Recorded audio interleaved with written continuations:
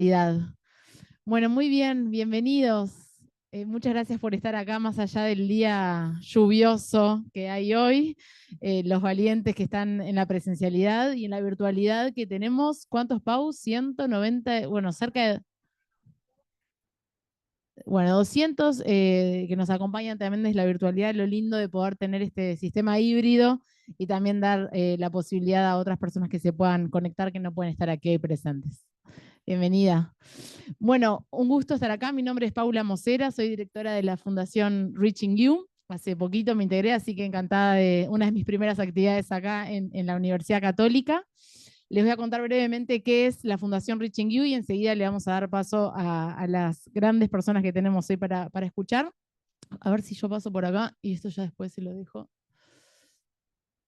A ver, no probamos esto, pero voy con la... A ver. Ahí está, perfecto. Esto anda ahora, perfecto. Gracias. Bueno, la fundación, a ver, levanten la mano aprovechando la presencialidad. ¿Quiénes conocen Reaching You? Ahí va, buenísimo, gracias. Es una fundación que genera oportunidades educativas de calidad para que niños, niñas y adolescentes de contextos vulnerables mejoren sus aprendizajes y alcancen su máximo potencial. Ese es el foco de la fundación, 100% foco en educación, niños, niñas y adolescentes. Y es una fundación que tiene 23 años y a lo largo de esta historia hemos invertido cerca de 19 millones de dólares y trabajando con más de 100 organizaciones de la sociedad civil, instituciones públicas, academia, alcanzando a más de 110.000 personas en estos 23 años. Un poco cómo trabajamos, es una fundación que básicamente lo que hacemos es brindar financiamiento directo y fortalecimiento a organizaciones de la sociedad civil, a la academia. Trabajamos, hacemos convocatorias, se presentan y también trabajamos muy en conjunto para co-crear proyectos educativos. Trabajamos con organizaciones también y con sector público para pensar nuevos proyectos que se puedan desarrollar en el ámbito educativo. Y puntualmente, ahora en el día de mañana se va a abrir una nueva convocatoria. Ahí nosotros tenemos todo el listado de ustedes, así que también les va a llegar información acerca de esta y otras oportunidades con la Fundación. Y en particular, la experiencia en estos 23 años y la evidencia nos ha demostrado que justamente la calidad docente es una de las variables más determinantes en el aprendizaje de los estudiantes.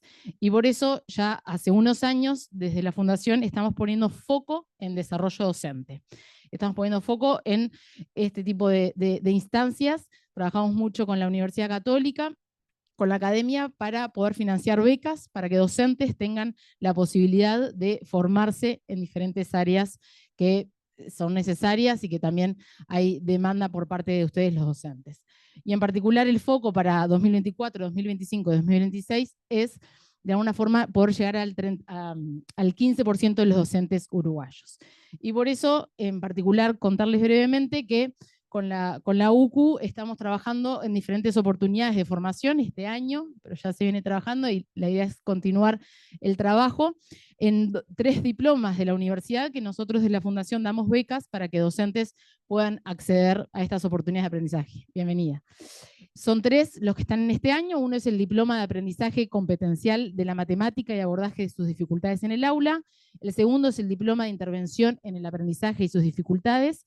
Y el tercero es el diploma de prácticas de intervención de alfabetización multicomponencial, que bueno, no sé si algunos de ustedes están en alguno de estos diplomas, pero sí es el trabajo que estamos haciendo. Y en ese marco preparamos diferentes ciclos de talleres como este, que bueno, son talleres cortos, pero para poder generar ciertas herramientas que también vemos que hay una necesidad. El primer encuentro fue realizado en mayo, que se trataba de dificultades para aprender o para enseñar, la diversidad como desafío. El segundo encuentro es este, y vamos a tener un tercer encuentro que es en septiembre, que tiene que ver más con liderazgo pedagógico. Eso va a ser en la universidad, con la Universidad de Ort y con AUDEC, y también les va a estar llegando información por si quieren participar, todos estos ciclos de talleres para seguir formándose y compartiendo. Así que sin más, agradecer nuevamente a la Universidad Católica por recibirnos hoy, por esta sala hermosa que tenemos el lujo de estar, y a todas las personas que vinieron y que se conectaron virtualmente, y agradecer también a las 3 personas por las que estamos acá para escucharles. Los presento a los 3 para después se van a ir turnando. esta no soy yo, pero algo se desconfiguró. A ver, ven en qué. Bueno, si no, igual ahí ya está la presentación de Ariel, pero vamos a empezar por Vivian, ¿verdad? La tengo por acá para poder presentarles directamente a las 3 personas. Igual voy a abrir. ¿Esto lo abrieron desde allá? Está, sí, ahí va.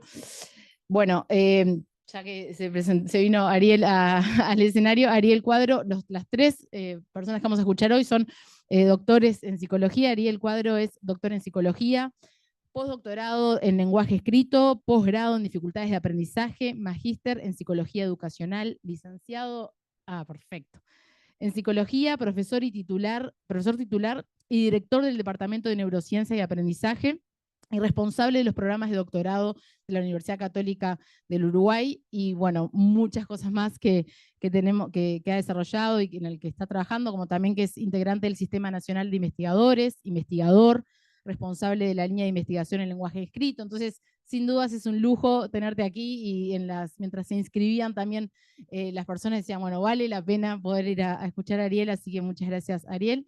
Tenemos también a Vivian Reigosa, que va a empezar ahora la presentación. Es doctora, hola, buenas, bienvenidas. Es doctora en psicología también, se ha dedicado durante más de 3 décadas a investigar acerca del aprendizaje y sus dificultades, contando con numerosas publicaciones en estas áreas. Trabajó en el Centro de Neurociencias de Cuba y en el Instituto Nacional de Evaluación Educativa de Uruguay. Así que también, entre otras cosas, esos son algunos de los puntos más importantes a destacar.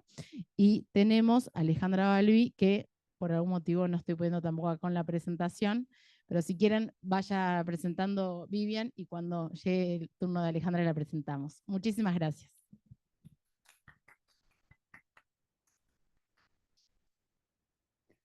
Hola, buenas tardes. Pero llegó mucha más gente, estaba de espalda y no me daba cuenta. Bueno, bienvenidos y bienvenidas a este taller. Muchísimas gracias a Reaching You por la invitación. Para mí es un placer estar acá y contarles un poco sobre matemática, que es lo primero que vamos a hablar. Después le toca el turno a lectura, lenguaje escrito en general. Pero vamos a empezar con matemática, y entonces vamos a hablar un poco del aprendizaje competencial de la matemática y cómo abordar sus dificultades en el aula, ¿sí? Entonces vamos a ver si funciona ahora sí. Bueno, y vamos a ver si funciona. Todo funciona, perfecto. Bueno, la primera pregunta que uno se hace cuando habla de este tema es, ¿qué es competencia matemática? ¿Qué es la competencia matemática? Y hay diversidad de definiciones acerca de lo que es competencia matemática. Pero yo les traigo una que es muy intuitiva, que va a servir para guiar el camino de la presentación que voy a hacer.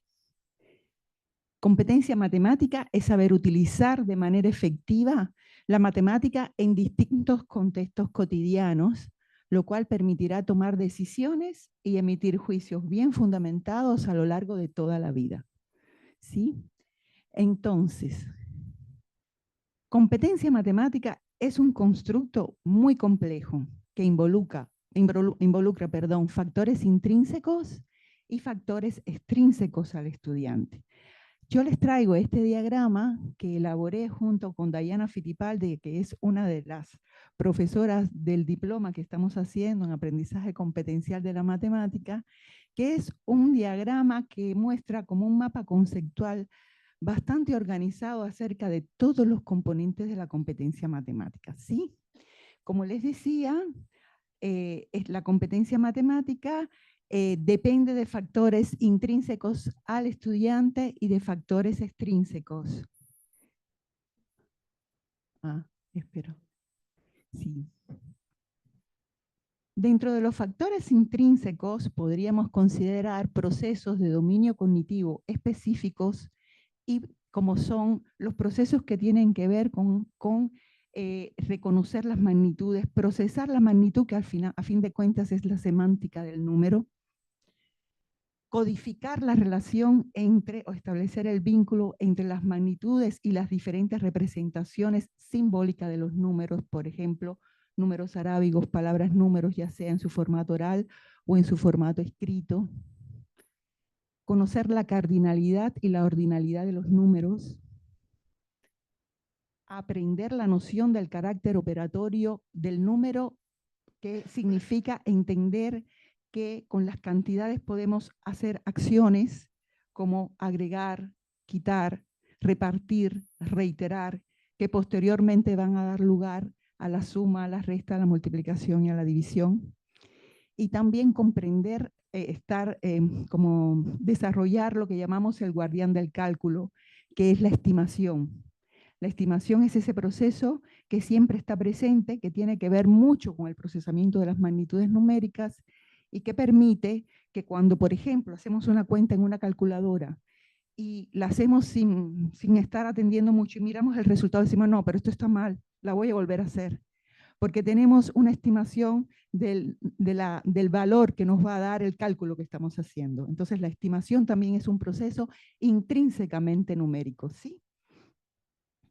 Y asociado con estos procesos cognitivos que son de dominio específico a la matemática, tenemos el lenguaje matemático, específicamente matemático, que no es el lenguaje coloquial ni otros lenguajes asociados con otras ciencias, ¿verdad? Por otra parte, también están involucrados en la competencia matemática procesos cognitivos de propósito o de dominio general. ¿Cuáles son esos procesos? La memoria, el lenguaje, la atención, el procesamiento visoespacial también está incluido dentro de estos procesos de dominio general. ¿Y por qué son procesos cognitivos de dominio general? Porque estos procesos están involucrados en una multiplicidad de tareas cognitivas que nosotros hacemos día a día, ¿sí? Y además hay procesos muy complejos que están particularmente involucrados en la resolución de problemas que también implican la competencia matemática. ¿Cuáles son esos procesos? Formular, emplear, interpretar y razonar. ¿Y por qué hago énfasis en estos procesos? Porque estos procesos complejos son los que dan lugar a la competencia matemática, en tanto la persona competente en matemática tiene que resolver problemas de la vida real y llegar a soluciones que satisfagan ese problema a través de la matemática, como habíamos hablado en la definición que dimos de competencia matemática. De manera que formular implicaría que la persona competente se dé cuenta dónde está el problema de la vida real que tiene que resolver con la matemática. Y entonces formular ese problema de la vida real en términos matemáticos, ¿sí? Después deberá emplear la matemática, el conocimiento matemático que tiene para resolver ese problema que ha formulado desde el punto de vista matemático. Es decir, era una situación extramatemática, una situación del mundo real, y lo convirtió en un problema matemático y lo resuelve matemáticamente. Pero después tiene que saber interpretar ese resultado a raíz de lo que es, digamos, de la solución que implica en el problema real. Lo que resolví matemáticamente, ¿resuelve el problema real o no? Y razonar si satisface completamente la solución matemática ese problema del mundo real que tuvo que resolver. Es decir, es traducir el problema del mundo real a un problema matemático y el problema matemático a una solución del problema del mundo real. Y estos procesos están intrínsecamente relacionados con la competencia matemática, ¿sí? Pero a su vez, para poder formular, emplear, interpretar y razonar, es necesario desarrollar ciertas capacidades matemáticas que son bien importantes. Y esas capacidades son matematizar, que es justamente llevar algo del mundo real al mundo matemático para solucionarlo, comunicar en matemática, que es distinto a comunicar en el lenguaje, comunicar normalmente en una interacción con otro. La comunicación en matemática implica uso del lenguaje matemático, ¿sí? Usar representaciones diversas con objetos, ya sean concretos, sean objetos semiconcretos, como pueden ser bidimensionales, visuales, recta numérica, diagramas, tablas, representaciones que permitan entender la matemática, usarla fácilmente.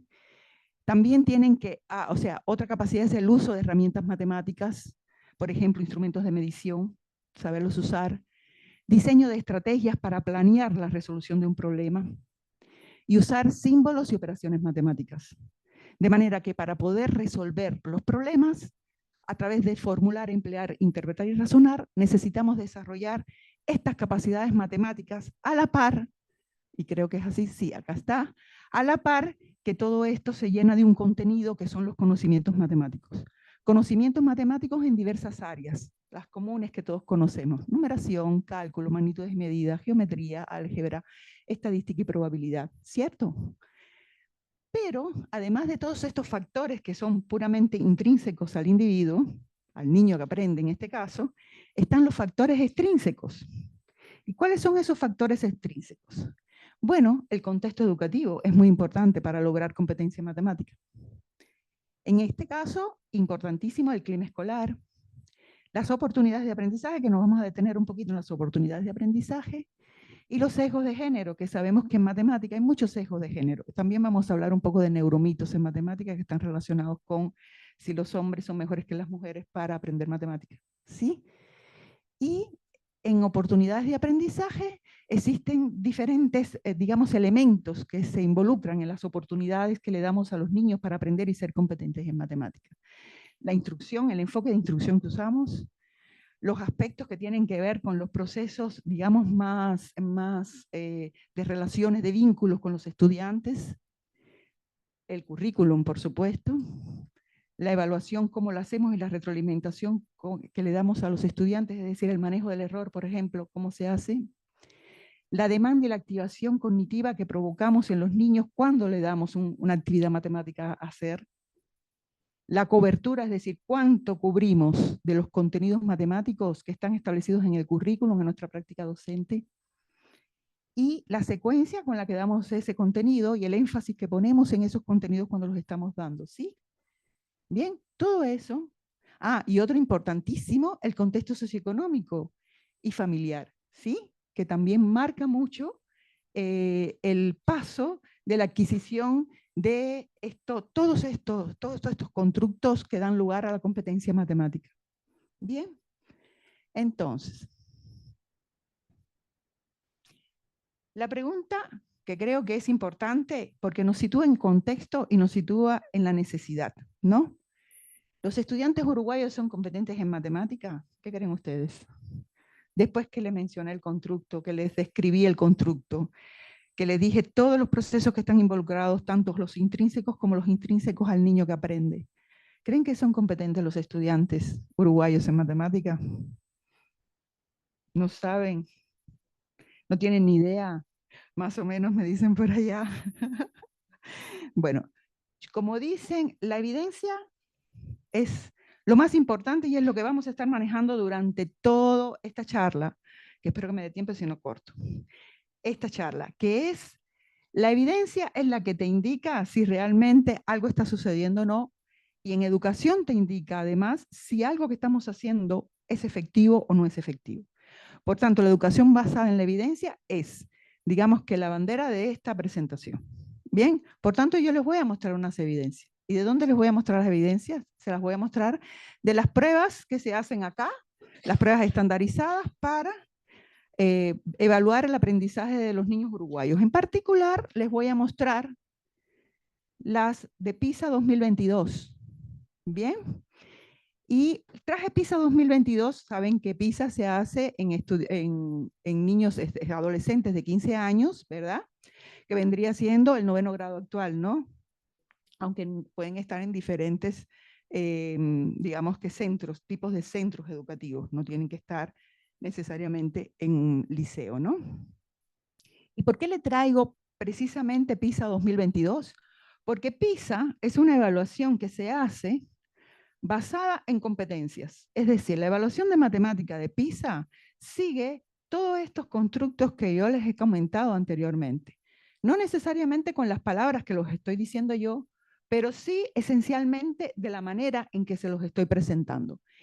Y en particular hay una coincidencia importante entre los procesos complejos que yo les dije que se ponen en marcha para solucionar problemas, que son formular, emplear, interpretar y razonar, ¿verdad? Y por eso es que les traigo esta diapositiva.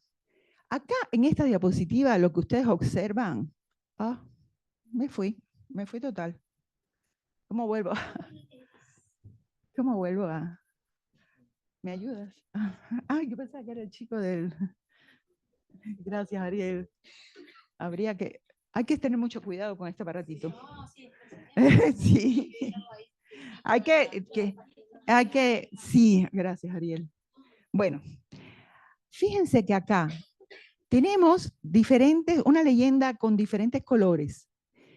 Y lo que está indicando esa leyenda es el nivel de competencia matemática que tienen los niños en la prueba de PISA, los adolescentes. Va desde inferior al nivel 1 hasta el nivel 6, que es el nivel más alto de competencia matemática, ¿verdad? De desempeño y de competencia matemática. Bien, y ahora miremos los porcentajes de niños que se encuentran, o sea, que usan estos procesos complejos, formular, emplear, interpretar y razonar, según el nivel de desempeño. ¿Qué les llama la atención ahí? Vamos para arriba, vamos a ver los de arriba y después vemos los de abajo, porque ya viendo en los dos extremos nos damos cuenta de cómo estamos. Vamos primero arriba. Estos que están en verde, verde claro y verde un poquito más oscuro, son los porcentajes, la distribución de los porcentajes de estudiantes que utilizan los distintos procesos complejos para resolver problemas del mundo real, ¿sí? En los distintos, en el nivel 5 y en el nivel 6 de desempeño. ¿Están viendo que no llegamos al 10%? ¿Verdad? ¿Sí? Ahora vamos abajo. Casi el 50% de los estudiantes que fueron evaluados con PISA en el 2022 usan formular, emplear, interpretar y razonar en los niveles más bajos. Nivel por debajo de 1, nivel 1. ¿Verdad? Casi el 50%. O sea, estamos viendo un panorama que no es para nada, digamos que auspicioso. Es un panorama de que hay una dificultad importante en que los niños entiendan cómo utilizar la matemática en problemas auténticos, en problemas significativos, ¿sí? Y entonces, ahora les voy a mostrar algo de aristas, también en tercero, bueno, ahora se dice noveno, de media, ¿sí? Bien. Y lo voy a mostrar desde otro punto de vista, porque lo que acabamos de ver es el desempeño de los estudiantes. Ahora vamos a mostrarlo desde las prácticas docentes, ¿sí? Prácticas docentes que, en este caso, la fuente es Aristas. Aristas 2022. Sí, 2022 creo, sí. Que es la que se aplicó, la última prueba de Aristas que se aplicó en media, ¿verdad? Y acá los docentes hacen un cuestionario donde refieren cuáles son sus prácticas en la matemática. Y vamos a ver, por ejemplo, vamos a ver en particular dos conceptos que se midieron en la última prueba de Aristas media 2022, que fue el concepto de demanda cognitiva y el concepto de activación cognitiva mientras se enseña matemática, ¿sí? A estos niños de tercero de media, a estos adolescentes, perdón. Bien, ¿qué es la demanda cognitiva? La demanda cognitiva es la profundidad conceptual con la que estamos dando las clases de matemáticas los maestros. Esa es la demanda cognitiva. ¿Bien? ¿Sí? Entonces, veamos primero la gráfica esta que es de la izquierda. Bien, fíjense, traje la de lectura para que compararan. Esto que está acá abajo es un índice, porque la demanda cognitiva se calcula a partir de un índice que puede estar entre 0 y 25. ¿Bien? A partir de la respuesta que los maestros dieron de cómo enseñaban matemáticas. En tanto, la demanda cognitiva que implicaba para sus estudiantes los ejercicios, las actividades que le ponían de matemáticas. Fíjense que si observan acá estamos viendo una distribución de ese índice que está entre 10 y 15 fundamentalmente. El índice está entre 10 y 15. Miren el índice en el caso de lectura. ¿Lo ven cómo es más abierto? Como hay una mayor demanda cognitiva en el caso del lenguaje escrito que en el caso de la matemática. Porque tenemos valores que están distribuidos aquí después de 15. Y mientras más grande es el índice, más demanda cognitiva, según las tareas, actividades que proponen las maestras. En este caso las profesoras, ¿sí? Pero esta otra también es muy llamativa.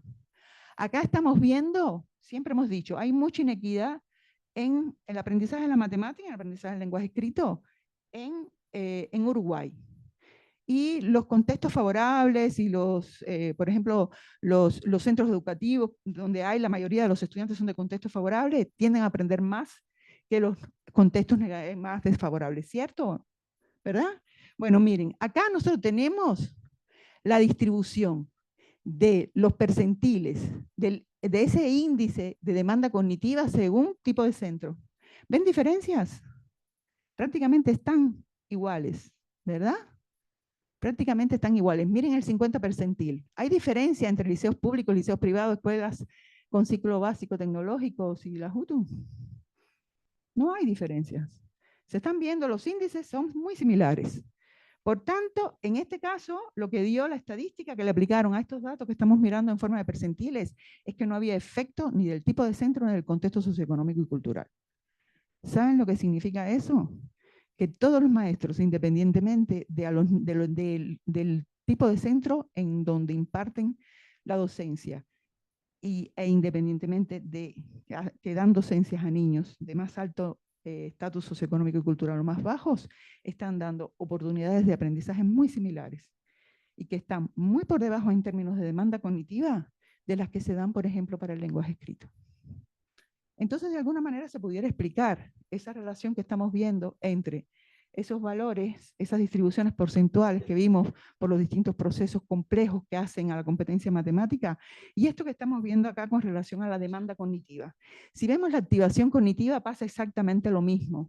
La activación cognitiva implica implementar prácticas pedagógicas activas, para estimular el desarrollo de habilidades más complejas. Todo esto es matemática. Y si miramos este gráfico, que está por contexto, acá vemos que hay dos divisiones. Hay una división que son las prácticas educativas tradicionales y una división acá abajo que lo que muestra es información hacia las prácticas educativas para desarrollar autonomía, que son menos tradicionales. Si ustedes se fijan, vamos a buscar el contexto muy favorable. Acá están los resultados de Aristas 2018 y de Aristas 2022. Si ustedes se fijan, no hay diferencias significativas prácticamente por tipo de contexto en términos de utilizar prácticas docentes más tradicionales y utilizar prácticas docentes más, digamos, más innovadoras, como la autonomía. Por ejemplo, miren la diferencia que hay entre ese índice de activación cognitiva en el contexto muy favorable para la autonomía y en el contexto muy desfavorable. Incluso en el contexto muy desfavorable es un poquito mayor el índice. Por tanto, estamos viendo que hay una situación que también parte de las oportunidades de aprendizaje que le estamos dando a los estudiantes. Y cuando hablamos de los enfoques didácticos y de las prácticas docentes en matemática, tendríamos que pensar entonces que existe una falsa dicotomía, pero que se maneja bastante hoy día, en la actualidad, en el tipo, en el qué. ¿Cómo enseñamos? En el cómo enseñamos y en el qué enseñamos. El cómo enseñamos tendría que ver con la activación cognitiva. Y en el qué enseñamos tendría que ver con la demanda cognitiva. Si ustedes ven acá, en estos ejes hay dos extremos. En el que enseñamos podríamos enseñar de una forma explícita, directa, dirigida, y en el otro extremo podríamos enseñar a través de una instrucción basada en indagación, más abierta, más de preguntar, más de que el niño estudiante haga conjeturas. 5 minutos, ¿sí? Bueno, entonces, son 30 minutos. Sí, 30 minutos. Bien. Entonces, acá un poco se ve lo que deberíamos hacer normalmente, que ir, es decir, desde los grados iniciales hacia los grados más altos en la educación elemental, deberíamos ir desde una instrucción explícita y dirigida hacia una instrucción basada en indagación, siempre manteniendo un equilibrio entre la instrucción basada en contenidos y la instrucción basada en capacidades y procesos. Bueno, entonces, acá ahora yo les voy a mostrar y están disponibles los materiales para que ustedes puedan leer y profundizar en algunas prácticas de enseñanza de la matemática que están basadas en la evidencia. ¿Qué significa esto? Que son prácticas que tienen estudios que se han hecho para demostrar que funcionan. Estudios rigurosos. Y eso les voy a mostrar acá. Acá en este caso esto no lo voy a decir, o no sé, yo pensé que me iba a dar tiempo, tenía 20 diapositivas. Bueno, estos son algunas afirmaciones falsas sobre el aprendizaje de la matemática que tienen a su vez un neuromito detrás que yo quería un poco mostrárselo, que básicamente es que los hombres son más inteligentes que las mujeres y aprenden mejor matemática, que no se deben hacer tareas con control de tiempo, porque los estudiantes se ponen nerviosos y producen ansiedad matemática. Todos esos son mitos sobre el aprendizaje de la matemática. Que la educación inicial lo importante es enseñar conteo y numeración. Todos esos son mitos. Solo enseñar conteo y numeración. ¿Bien? Y acá les traigo 4 recomendaciones basadas en la evidencia para enseñar a los niños pequeños, ¿sí? Para enseñar matemáticas. Por ejemplo, enseñar numeración, operaciones, enseñar geometría, enseñar estadística y probabilidad, siempre utilizando una progresión del desarrollo de esas áreas. Progresión del desarrollo que implican procesos cognitivos. Usar el seguimiento del proceso para poder hacer una intervención individualizada en lo que cada niño sabe. Enseñar a los niños a ver y describir su mundo matemáticamente. Estamos hablando de niños hasta 5 años, ¿sí? Y dedicar tiempo cada día a enseñar matemática, a integrar la instrucción matemática durante toda la jornada laboral. Eso para los niños de inicial. Y todas esas recomendaciones están basadas en un cúmulo de evidencias que demuestran que seguir esas recomendaciones llevan a que los niños aprendan mejor matemática. Eso era una manera de ver la progresión del desarrollo en geometría. En educación primaria hay varias recomendaciones. El sentido de los números. Los niños tienen que aprender qué son los números. Tienen que aprender las equivalencias que existen entre la representación mental de la magnitud de los números y sus formas simbólicas, sean números escritos, los arábigos, o números en su formato verbal. Y tienen que entender además qué es cardinalizar. Eso es bien importante. Y que además puedan comparar cantidades. Esto del sentido de los números es un aspecto fundamental para aprender matemáticas y ser competente. Hay que ser fluidos en el cálculo. Las evidencias muestran que la fluidez es muy importante para realizar las operaciones básicas, porque la fluidez permite liberar determinados procesos cognitivos que son muy limitados en el ser humano, como la memoria y la atención, y poder utilizar esos procesos, por ejemplo, cuando estamos aprendiendo fracciones, el algoritmo de fracciones, y no tenemos que estar pensando cuándo es 3 por 2, porque ya lo sabemos. O sea, tener un repertorio de hechos numéricos, un repertorio numérico, implica fluidez en el cálculo, y es importante la fluidez en el cálculo para ser competente en matemática. Usar representaciones de todo tipo, por ejemplo, como estas que les pongo acá, sería durante la enseñanza de los conceptos, durante la enseñanza de los procedimientos matemáticos. Y para enseñar fracciones en particular, hay 4 recomendaciones que son bien importantes y que no se siguen por la mayoría de los maestros. La primera es que los niños tienen que aprovechar la comprensión informal, hay que aprovechar la comprensión informal de los niños sobre qué es compartir y proporcionalidad antes de enseñar qué son las fracciones. Además, las fracciones las tienen que entender como números con magnitud. Por tanto, en este caso, la herramienta fundamental para enseñar fracciones no es las partes todos, que es una forma de representar fracciones, sino representar las fracciones en una recta numérica, representar fracciones como números con magnitud. Después se pueden enseñar otras formas de representar las fracciones, pero eso es importante porque nuestro cerebro entiende los números como magnitudes. Y en ese caso, las fracciones que son tan difíciles de enseñar, se les pueden enseñar de una manera que es compatible a como el cerebro entiende los números. ¿Sí? Y lo otro importante es enseñar con sentido los algoritmos para calcular fracciones y no llegar a utilizar multiplicación cruzada para resolver problemas de razones, tasas y proporciones antes de enseñar qué significa resolver esos problemas de tasas, proporciones y razones. Y con relación a la resolución de problemas, ayudar a los estudiantes siempre a supervisar su pensamiento, su reflexión sobre el proceso que va haciendo para resolver problemas y utilizar o sea, estimular el uso de representaciones visuales siempre para resolver problemas matemáticos. Esas dos recomendaciones están demostradas que ayudan al niño a ser competente para resolver problemas matemáticos. Y bueno, ya me quedan 6 recomendaciones para la enseñanza del niño con dificultades, pero lo digo, ¿no? Rápido. Bueno, la enseñanza de la matemática tiene que ser, esto es en los niños con dificultades en el aprendizaje, cómo abordar la dificultad del aprendizaje y hacer el niño que tiene dificultades más competente en matemática. Lo que habíamos hablado anteriormente era con relación a la enseñanza normotípica, la enseñanza para la mayoría de los estudiantes. Acá no, acá es para el niño que tiene dificultades. Lo primero es que tiene que ser sistemática la enseñanza de la matemática. No puede ser que la enseñanza de la matemática no sea sistemática y sea siempre, o sea, todos los días se debe enseñar matemática a un niño que tiene dificultades.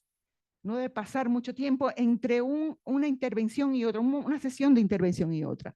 Siempre manejar el contenido previo antes de enseñar uno nuevo, ¿verdad?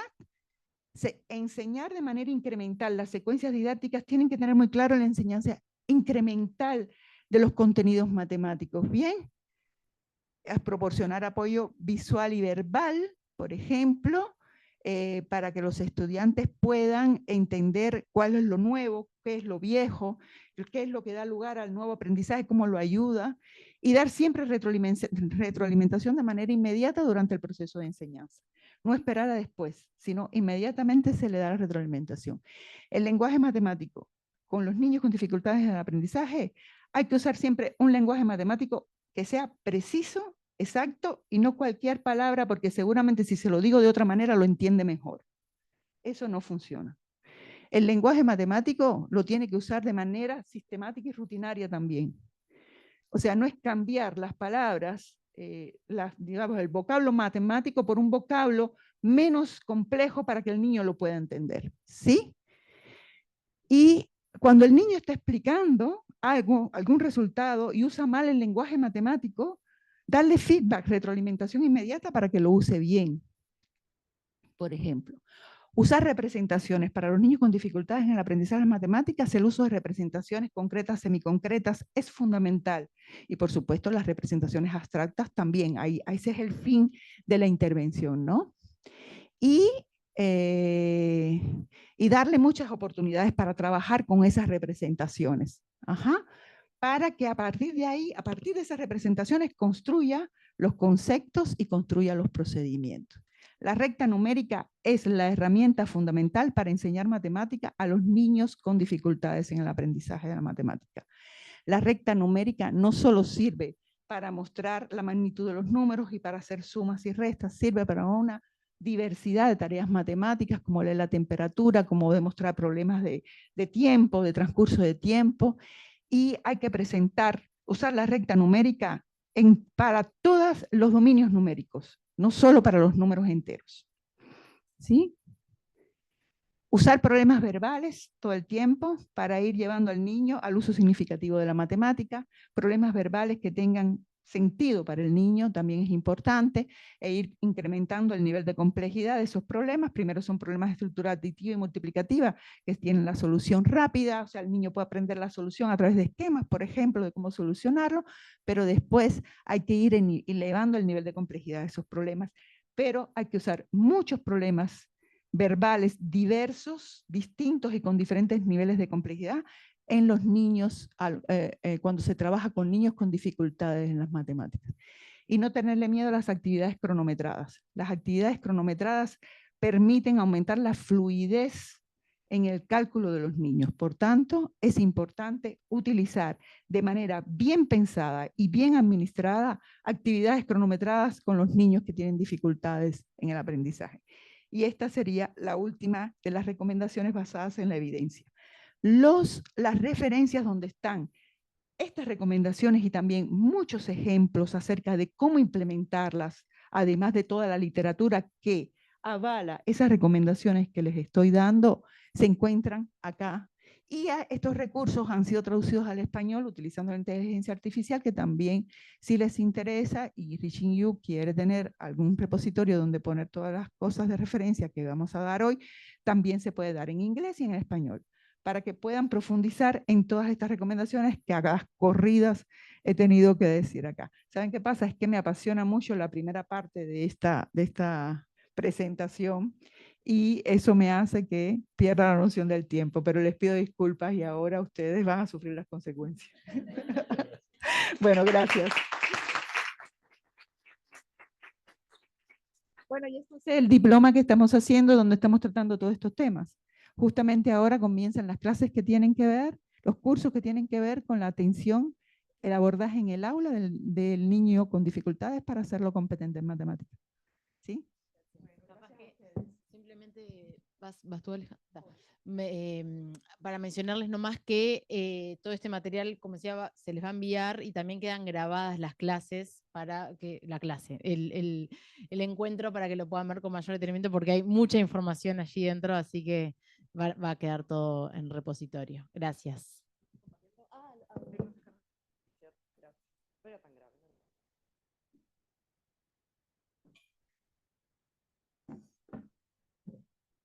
Bueno, buenas tardes, buenas noches. Mi nombre es Alejandra Balbi. Vengo a hablarles un poquito de lectura, de, bueno, intervención, de muchas de las cosas que ustedes, de los desafíos que ustedes enfrentan. Presentarte formalmente, que no lo hice, que quedó ahí la presentación, que también lo merece. Alejandra es doctora en psicología, licenciada en psicopedagogía y maestra. Es presidente de la Asociación Uruguaya de Psicopedagogía, profesora e investigadora del Departamento de Educación de la Universidad Católica del Uruguay. Es autora de publicaciones dirigidas al campo científico y profesional, tutora de tesis de maestría y doctorado, directora de PIAM y fundadora de Evidencia en Acción, una iniciativa que tiene por objetivo democratizar en Iberoamérica el acceso a la mejor evidencia científica disponible en educación. Sus áreas de investigación son el desarrollo profesional en el campo docente y psicopedagógico en temas de evaluación formativa, evaluación psicopedagógica y alfabetización específicamente. Así que muchas gracias, Alejandra, y ahora sí, todo tuyo. Por favor. Pero no puse el logo de PIAM, qué cosa.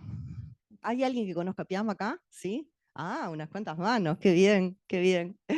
Que, bueno, como le pasó a Vivian, uno tiene tantas cosas para compartir y poquito tiempo, y es difícil cuando uno no conoce el auditorio, ¿verdad? Tomar esas decisiones. Entonces, para bajar mi ansiedad de querer hablar muchísimo, les cuento que tengo todos los materiales que voy a hablar en una página web, en mi página web, que bueno, no voy a hipervincular ahora, pero es muy fácil, alejandrabalbi.com, ¿sí? Todos los materiales estos, las actividades, todo lo que lo pueden encontrar ahí, además de la presentación no la puse, pero por supuesto que después las compañeras de Reaching You la tendrán.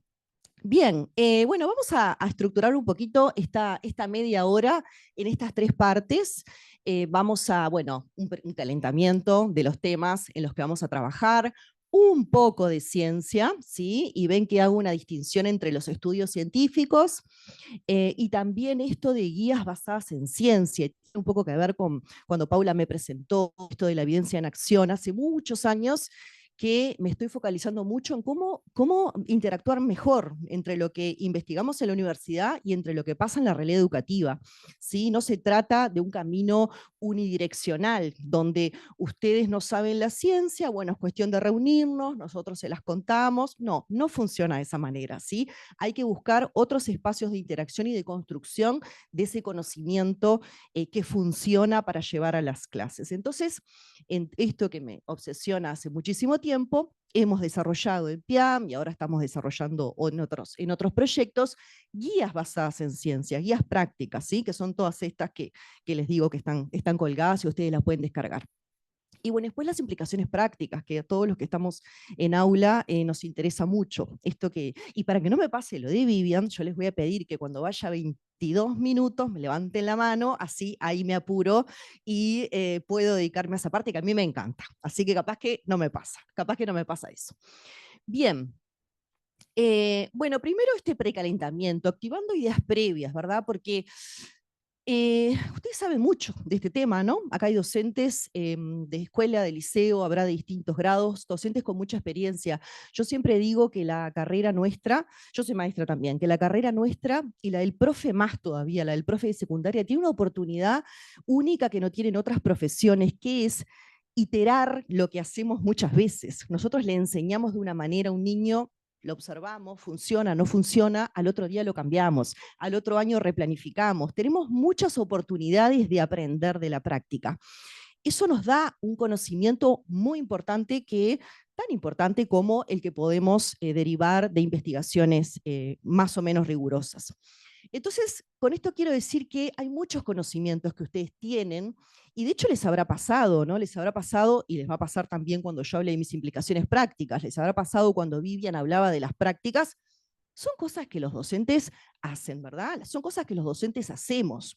Entonces, lo que nosotros les podemos respaldar es, efectivamente, esto va por aquí, esto funciona, ¿sí? Pero ustedes naturalmente desarrollaron intuitivamente, observando a sus estudiantes, observando la respuesta a sus estudiantes, que funciona. Ustedes saben, ¿verdad? Indicadores del nivel lector de un estudiante, ¿no? Si acá hay maestros de primero y segundo, saben que saber si el niño sabe las letras, sabe los sonidos, es importante, ¿verdad? Pero eso no le debe alcanzar a un docente de tercero o cuarto. Seguramente un docente de tercero o cuarto ya quiera que sus estudiantes lean con fluidez. Y si seguimos a los de secundaria, no les alcanza tampoco, porque ya necesitamos usar la lectura para aprender asignaturas. Entonces necesitamos que se metan los textos, que comprenda, que haga inferencias, que retenga, ¿verdad? Esos son indicadores de que la lectura está funcionando. Que hay ritmos diversos, es otro problema en lo que nos encontramos, ¿no? Y eso también ustedes vuelvo a primero, que es lo que más me gusta, ustedes pueden tener estudiantes que llegan a primer año sabiendo muchísimas letras, otros que solo saben las vocales y otros que no saben ninguna, y eso en realidad no es un indicador de problema, porque ustedes saben que hay una variación natural en la clase. Distinto es si luego de un plan sistemático, ¿sí? Con ese objetivo focalizado los estudiantes no responden, bueno, ahí, ¿verdad? Ustedes ya saben, esto va más allá de la diversidad esperada y normal. Lo fácil que es enseñar a leer cuando todo va bien, ¿sí? Y lo difícil que es lo contrario. También lo bueno de venir después es que uno puede apoyarse en lo que dijo la compañera. Vivian hablaba, ¿no? Unas cosas son las intervenciones para toda la clase y otra cosa son las intervenciones focalizadas para los que tienen dificultades, ¿sí? Cuando a veces insistimos mucho los investigadores con esto de la instrucción explícita, el conocimiento de las letras, claro, ustedes seguramente piensen, bueno, pero aprenden muy bien las letras, la mayoría. Y es verdad, es muy simple este proceso cuando va bien. Lo que pasa es que cuando hay dificultades, ahí es que necesitamos activar más estrategias de intervención. La importancia de intervenir a tiempo. En la educación, creo que los docentes somos los primeros que vemos el riesgo, ¿no? Y los primeros que pedimos ayuda. Esta práctica ha cambiado, pero desafortunadamente antes, tanto los especialistas decíamos, uy, que el maestro no se apure, hay que esperar, ¿no? Hay que esperar que pasen unos años para hacer un diagnóstico, para hacer una intervención. Los médicos también, ¿no? Qué ansiosa la maestra, ¿verdad? Entonces, sí, naturalmente nosotros sabemos que en un año el problema va a ser más claro, más evidente, pero lo que puede hacer el docente es darse cuenta ya, porque conoce esa variación normal, y darse cuenta, esta marcha no es lo esperado, ¿no? Se va a rezagar cada vez más. Y después este lío, ¿no? Que siempre estuvimos, leer es decodificar, leer es comprender, y parece que nos quedamos como que hubiera que tomar partido por una cuestión. Después en otros momentos lo logramos sintetizar y bueno, y todos decimos, por supuesto que la finalidad de la lectura es la comprensión. Lo que pasa que nadie llega a comprender si no codifica. Evidentemente la lectura es el medio, ¿verdad? Pero entonces ahí se nos viene otra pregunta. ¿Y asumir este concepto qué quiere decir? Que que entonces, mientras los estudiantes no decodifican, no les enseñamos a comprender, ¿no? Y ahí se nos va como otro problema, que es un poco lo que vamos a avanzar. Ah, tenía que sacar esa antes. ¿Qué es lo que nos va a pasar, verdad? Para ver este tipo de intervenciones. Bien, entonces vamos a las nuevas preguntas. Hablamos de decodificación, ¿sí? Codificación, comprensión, los dos grandes procesos.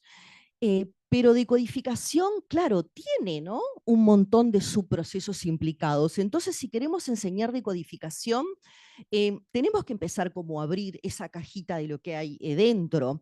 Y por supuesto que nos vamos a encontrar con palabras más simples y palabras más complejas, con oraciones cortas, oraciones largas, nos vamos a encontrar con las letras, nos vamos a encontrar con la conciencia fonológica, y claro, hay que ir abriendo y tomando las decisiones de, bueno, ¿qué nos va a corresponder entonces hacer foco y sistematizar en cada año? La fluidez pasa lo mismo, se mejora la fluidez únicamente enseñando fluidez. Dejo preguntas porque una de las cosas que me gustaría en este ratito, en realidad, mi objetivo es un poco problematizar el tema, ¿sí? No tengo la expectativa de venirles a enseñar algo totalmente novedoso, pero sí problematizar un poco las cosas que ustedes saben y las cosas que estamos pensando. La comprensión y el vocabulario, entonces. ¿No importa si se trata de ayudar a pasar de la decodificación a la fluidez lectora? ¿Sí? Y bueno, y son preguntas que evidentemente ustedes se van dando cuenta que son preguntas capciosas, ¿verdad? Evidentemente importa, y bueno, y con todas esas manos de Piam que vi levantada, Piam tiene que ver con eso, con lo multicomponencial, ¿sí? Con saber que decodificación, fluidez, vocabulario, y nosotros le dijimos inferencias, para otra charla será por qué dijimos inferencias y no comprensión, son los 4 componentes que hacen a un buen lector. Claro, a ustedes les toca ir tomando decisiones y ver cuál es el énfasis que tengo que dar en función del grado que estoy enseñando. Bueno, un poco de ciencia. Hay un estudio, un modelo, ¿no? Es importante tener modelos. Hay un modelo que habla de la complejidad de lo que hace ese proceso lector. Se parece un poco a lo que planteaba Vivian cuando planteaba todos los procesos que hay, ¿no? Entonces está todo lo que tiene que ver con lo ecológico, y obviamente, ¿no?, todo lo que tiene que ver con el contexto familiar, con el ambiente, la influencia de los pares. Está lo que es lo psicológico, y ustedes se darán cuenta que hay estudiantes más motivados e interesados por la lectura que otros, ¿sí? Hay estudiantes que tienen un estilo de aprendizaje más activo, más persistente. Y finalmente está el cognitivo, que es básicamente el que investigamos, ¿no? El que investigamos con Ariel, que tiene que ver con el reconocimiento de palabras y la comprensión. Claro, es un montón, ¿no? Es un montón. Por eso es bastante complejo, ¿no? Acá en esta instancia parece que bueno, qué fácil que parece enseñar competencia matemática, enseñar competencia lectora, pero después nos enfrentamos con toda esta complejidad, ¿sí? Del ambiente socioeconómico, de lo familiar. Entonces se hace bastante difícil. Esto un poco se los quiero decir porque es eso, no es que no la tengamos tan clara, ¿no?, qué es lo que hay que hacer. Ya ustedes seguramente hayan tenido muchas formaciones. Es que miren que es bastante complejo, ¿sí? Y en general nosotros les hablamos de esto. Vamos a ver con qué nos sorprende Ariel, pero en general nosotros hablamos de la dimensión cognitiva, y es real que hay mucho más en eso. Entonces, este es un estudio que hicimos hace un tiempito, que tenía que ver con los precursores. Es un estudio científico que ahora les voy a contar por qué lo traigo, porque para mí fue como revelador también de esto multicomponencial. Y estas son las guías que les contaba, ¿sí? Las guías que pueden descargar, nada más. Un poco son los materiales basados en evidencia. Vamos a ver un poco este estudio de los precursores, que creo que es un concepto que ustedes lo tienen integrado, ¿no? ¿Cómo me puedo dar cuenta hoy que este estudiante a fin de año o este estudiante el año próximo va a tener dificultades? Eso nos preguntamos. Entonces hicimos en 6 escuelas diferentes, tomamos algunas medidas cuando empezaba primer año y vimos esas medidas que tenían que ver con la capacidad para leer que tenían los niños en ese momento, ¿sí? Nosotros en investigación, esto de los precursores se dice cuánto pesa, y van a ver que lo ponemos en porcentajes, ¿no? ¿Cuánto importa? ¿Cuánto importa esto para aprender a leer? Y después vimos esas mismas medidas un año después, cuando los niños estaban en segundo año. Y bueno, y no podíamos dejar la conciencia fonológica de lado. Yo un poco quería, pero Ariel, que era mi tutor en su momento, evidentemente no la podíamos dejar de lado. Distintas tareas, ¿verdad? Tareas más simples, rimar, sustituir, invertir, ¿no? Rimar ya saben lo que es, cambiar un sonido por otro. Invertir es muy difícil, ¿no? Copa, apoc, no sé si la dije bien, pero se trata de esa tarea, es bastante difícil de conciencia fonológica. Tomamos una tarea de escritura, sí, escritura de palabras. A ver, los niños les poníamos a escribir palabras, ¿qué pasaba? Y tomamos una tarea de vocabulario y lenguaje oral. Ojo que no es solo vocabulario, lenguaje oral. Entonces, ¿qué pasó? ¿Cuánto importaba estas tareas? ¿Esto cuánto tenía que ver con cómo leían los niños al empezar? Pobrecitos, los hicimos sufrir. Imagínense, en marzo ya les poníamos una lectura de palabras. Rima no tenía nada que ver, ni siquiera era significativa la relación. Sustituir tampoco tenía nada que ver. Inversión, sí. Quizás no les parece mucho el 21%, pero es un montón, ¿sí? En estos estudios, explicar un 20% de la lectura es muchísimo. O sea que importaba mucho trabajar la conciencia fonológica en 5 años. Importaba porque esa capacidad con la que los niños llegaban para invertir fonema estaba determinando la capacidad para leer en un 21%. Sí, perdón.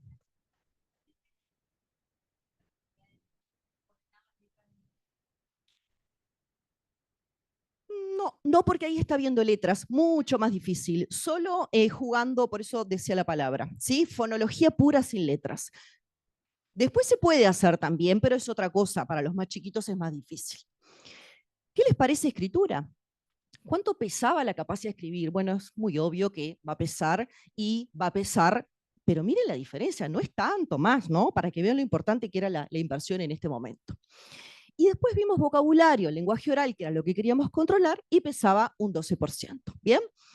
¿Qué pasó un año después con estos mismos niños? Con estos mismos un año después, con una prueba de lectura un poquito más difícil y estas mismas tareas. La conciencia fonológica dejó de pesar. No fue sorprendente esto, porque sabemos que en español y en ortografías transparentes tiene un efecto más limitado, más corto, ¿sí? O sea, es mucho más importante que a los 3, 4, 5 y 6 lo entrenemos. Es muy importante, ¿sí? Escritura siguió siendo significativo, disminuyó bastante, y la sorpresa fue vocabulario, que todavía el lenguaje oral y la capacidad de saber palabras hacía la diferencia en lectura, ¿sí? Entonces no era solo el principio alfabético, no era solo la conciencia fonológica, había que tener un abordaje multicomponencial, incluso para enseñar a leer. Incluso para enseñar a leer.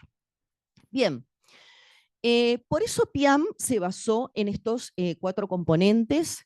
Y bueno, y vamos a contarles, no me acuerdo si viene ahora, pero vamos a contarles algunas de las actividades que desarrollamos en PIAM para que ustedes vean, son como dijo Vivian, son actividades basadas en evidencia, pero van a ver que no son tan distintas a las cosas que ustedes hacen, ¿sí? Entonces un poco de alguna manera les sistematiza. Esto es lo del lenguaje. Porque cuando hablamos de vocabulario, a veces, ¿qué es realmente vocabulario, no? Y Beck, que es Isabel Beck, es una de las autoras más importantes en vocabulario, hace esta clasificación súper sencilla. A los niños en la escuela no les tenemos que enseñar casa, perro, lápiz, ¿sí? Las palabras de primer nivel saben lo que quieren decir.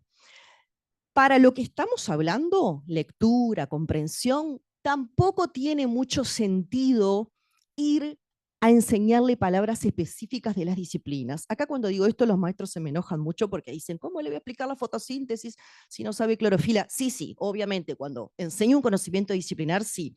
Para la lectura en general, para la comprensión. Lo que Beck dice es que tenemos que trabajar con las palabras de segundo nivel. esas palabras que naturalmente los niños nunca las incorporarían en su lenguaje cotidiano, pero que podrían, ¿sí? Entonces hay ejemplos hermosos, en Piam los hemos compartido mucho. Bueno, ustedes estaban, ¿verdad? Cuando decía al niño, esto fue magnífico, maestra, le dijo, porque habían trabajado con esa palabra. En realidad se representan en una pirámide, ¿no? Y el vocabulario que sirve para todas las disciplinas, transdisciplinar, es el vocabulario que tenemos que enseñar. Veo ahí algunas fotos que sacan, les cuento que estamos en un proyecto de investigación con una colega chilena que se dedica a esto de vocabulario, para identificar cuáles serían este vocabulario desafiante en el Río de la Plata, ¿sí? No lo vamos a hacer solo en Uruguay, sino en el Río de la Plata. ¿Cuáles son esas palabras desafiantes que deberíamos enseñar en 5, en primero, en segundo, tercero? Bien. Se me chocó. Ahí está. Llegué a implicaciones prácticas sin que nadie me tuviera que levantar la mano. Bueno, entonces decíamos, ¿se mejora la decodificación solo enseñando decodificación? Y en la guía práctica, que tenemos 10 recomendaciones, y nos imitamos el What Work Clearinghouse, por supuesto, aprendimos de esas guías y nosotros hicimos la guía práctica, pero para alfabetización. Entonces decimos el principio alfabético, ¿verdad? El principio alfabético, enfatizar las reglas de comercio grafema-fonema y la conciencia fonológica, lo que ustedes ya saben. O sea que si tenemos que enseñar decodificación, por supuesto que esta pata tiene que estar bien importante y la parte explícita. Tiene que estar la disponibilidad de las letras. ¿Quién no ha tenido un abecedario en clase, verdad? Todas las maestras de jardinera primero. Capaz que, no sé si todas nos acostumbramos a lo importante que es que lo tengan en su mesita, ¿verdad? Capaz que es más común verlo en la pared, arriba. No, tiene que estar muy disponible porque todo el tiempo tiene que estar la interacción para las letras. Tiene que haber actividad con las letras, no es solo cuestión de tenerlo ahí, ¿sí? Entonces tenemos que hacer ejercicio, tenemos que hacer llamar la atención. Esto puede ser alfabetización familiar, ¿no? Cuando estamos dando paseos, tenemos que hacer cosas. Esto es una cartelera de la clase, ¿verdad? Tenemos que hacer ejercicios con eso. No alcanza con que las letras estén. Graduar las dificultades. No es decodificación una cuestión de todo o nada, ¿no? Las colegas de Piam saben que este es el tren de sonidos, ¿sí? El tren de sonidos, miren el desafío que le hace. Tiene que poner la letra en el nombre. ¿Qué sería ahí? ¿Se dan cuenta? Mapa. Yo no me acuerdo. Mapa. Bien. Pero ¿vieron lo que hice? Mapa. ¿Vieron? Estoy segmentando fonológicamente, estoy uniendo, ¿bien? Ahí está un poquito más difícil. Vamos que los niños lo hacen.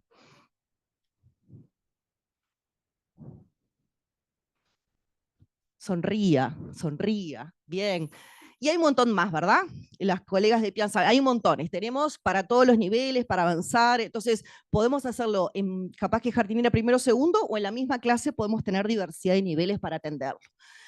La clásica repetir palabras, que con tanto tiempo, ¿no? Con Ariel, esto de leer, lectura de palabras. Miren que no la pasan mal si les damos un contexto, ¿no? Donde se leen uno al otro y se van marcando. Acá se hacen el clic, lo hizo bien, se lo corrijo. Tenés una segunda oportunidad, ¿no? Tenés una segunda oportunidad, la segunda columna es que lo vuelven a leer.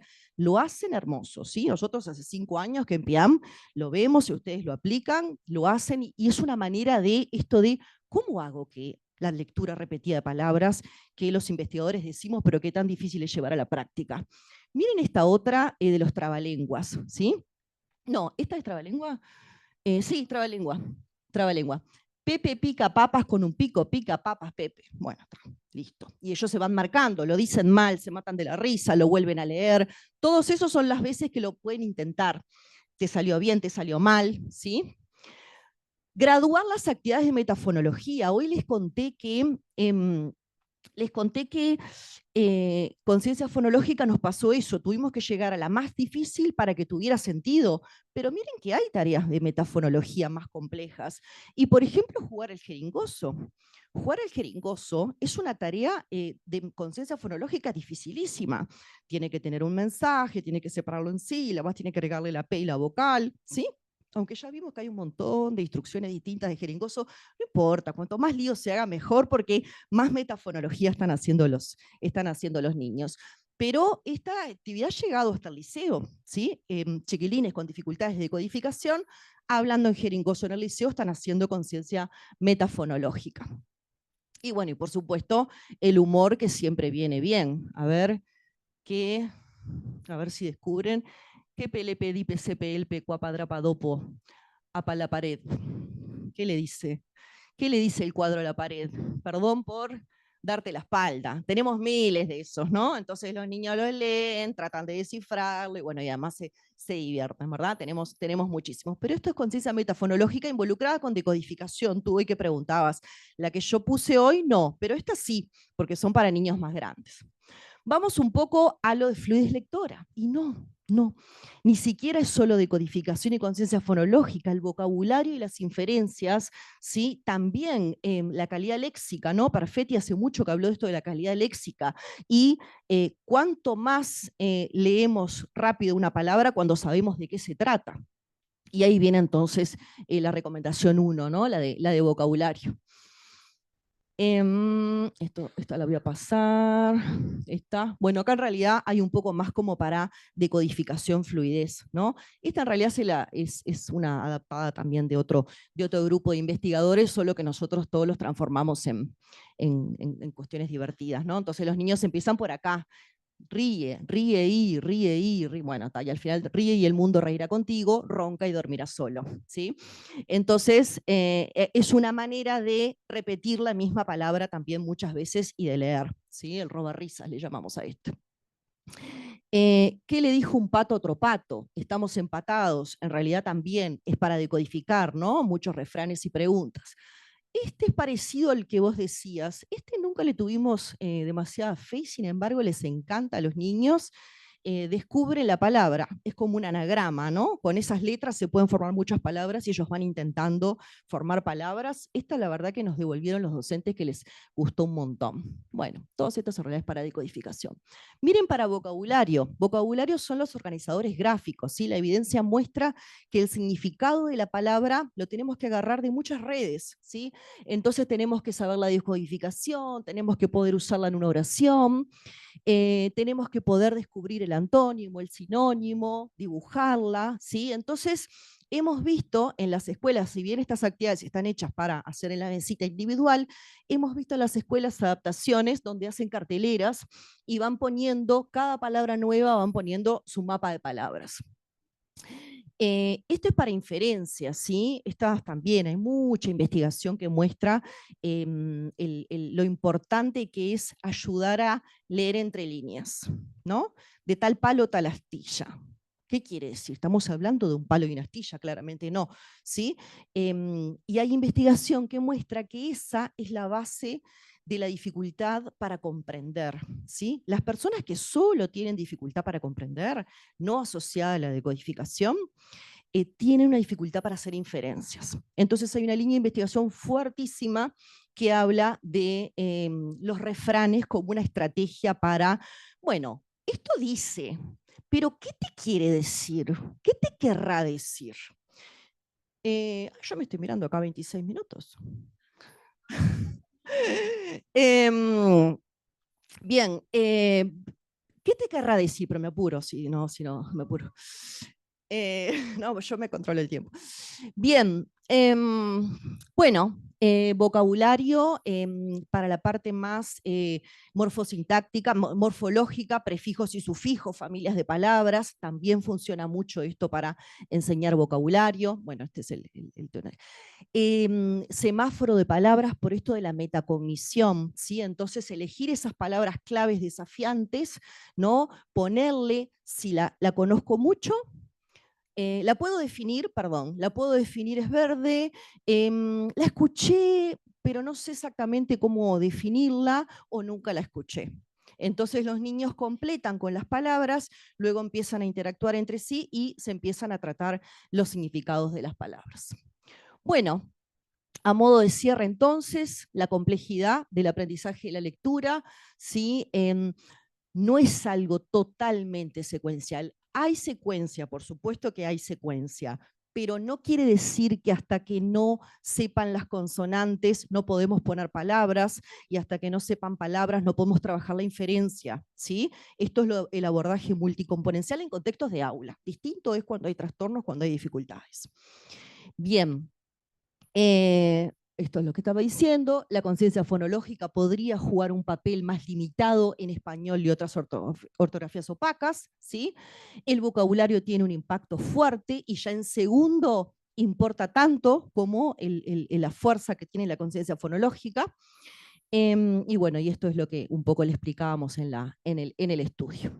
Claro, miren si vendrá complejidad, porque en su momento, ese artículo que les mostré fue de mi tesis doctoral, en su momento dijimos, bueno, si solamente en segundo, con esas 3 tareas, logramos explicar un 10% de por qué alguien lee bien o mal, y el otro 90%, ¿no? Hay mucha cosa que hace por qué es tan difícil. Bueno, ¿cómo seguimos? Acabamos de tener el coloquio de PIAM 2024, una experiencia hermosa donde cerramos 5 años de edición del diploma, donde bueno, los maestros presentaron sus prácticas, presentaron sus actividades, expusieron aquí misma, ¿sí? Vamos a contarles que estamos avanzando en nuevos proyectos, estamos justamente, no porque sí les hablé de vocabulario y lenguaje, estamos súper enfocadas en hacer la traducción y la adaptación a Latinoamérica de este software que nos permite identificar el riesgo en vocabulario y que nos permite hacer la intervención. Estamos con Snowlin y con Holm de la Universidad de Oxford, es de ellos el programa. Y bueno, y estamos con ganas de hacer todavía no tiene nombre PIAM, pero por eso por ahora le hicimos un PIAM escritura para avanzar en otras áreas. Este es si quieren saber las novedades, este es el Instagram de PIAM. Bueno, estas son mis compañeras del equipo, pero bueno, por supuesto que hay un montón de gente que trabaja además y estudiantes. Pero bueno, muy bien, muchas gracias.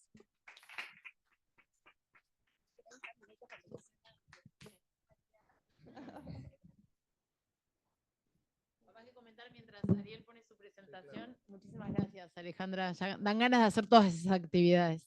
Si nos da el tiempo, vamos a dejar un espacio al final, unos 10, 15 minutos a preguntas para cualquiera de las 3 exposiciones. Gracias.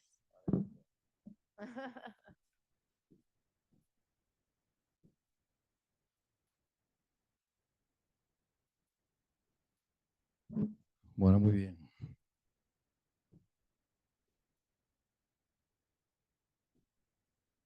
Muy bien.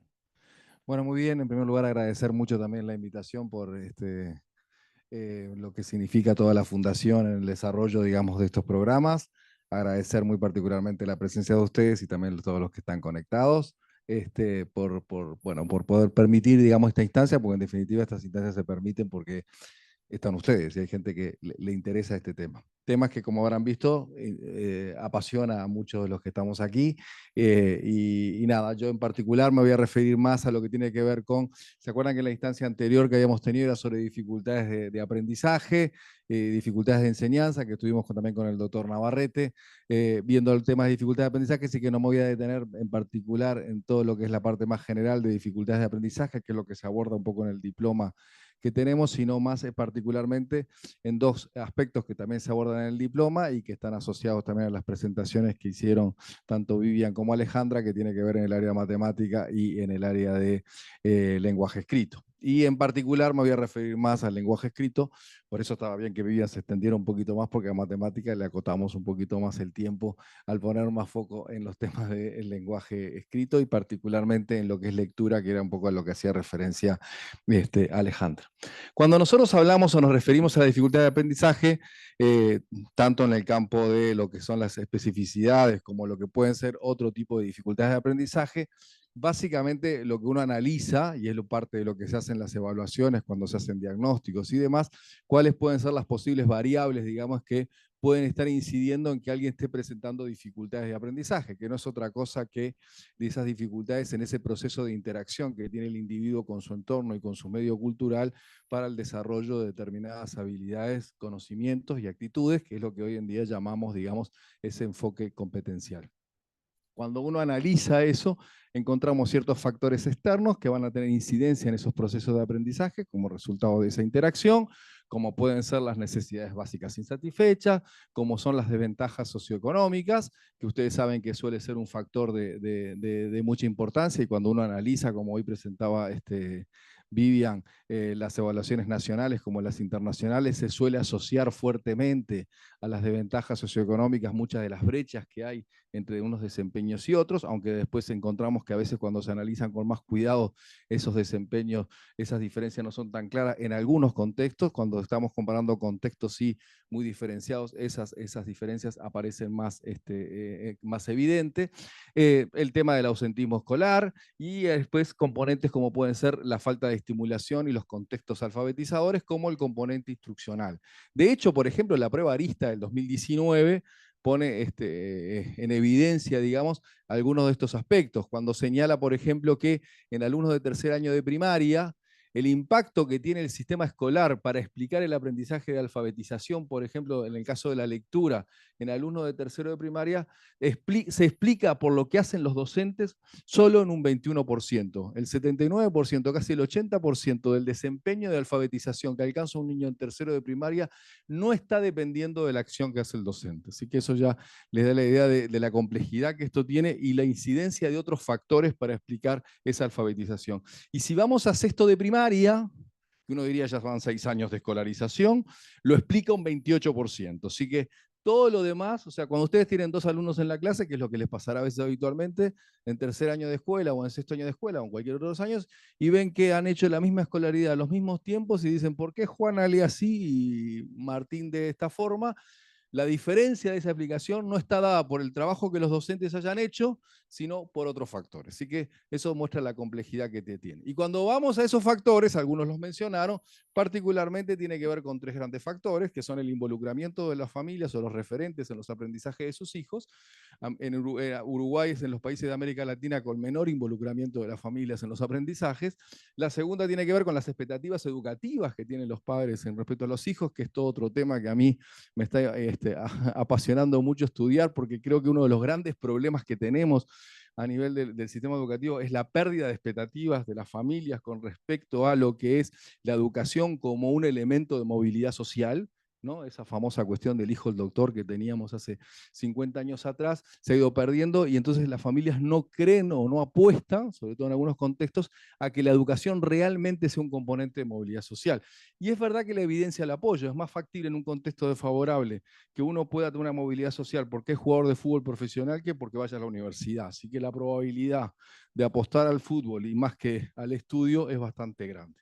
Y ni qué decir en actividades ilícitas. Entonces, de algún modo tenemos ahí un problema. Pero lo que voy es que hay varios factores de esta incidencia. Y luego tenemos factores internos, que al interactuar muchas veces estos factores externos tienen impacto en factores internos que tienen que ver con a veces trastornos emocionales, conductuales, algunos tipos de psicopatología infantil y demás que van a afectar el desarrollo de ciertas habilidades.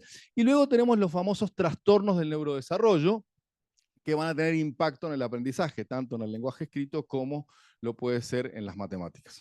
¿Estamos bien? ¿Sí? Muy bien.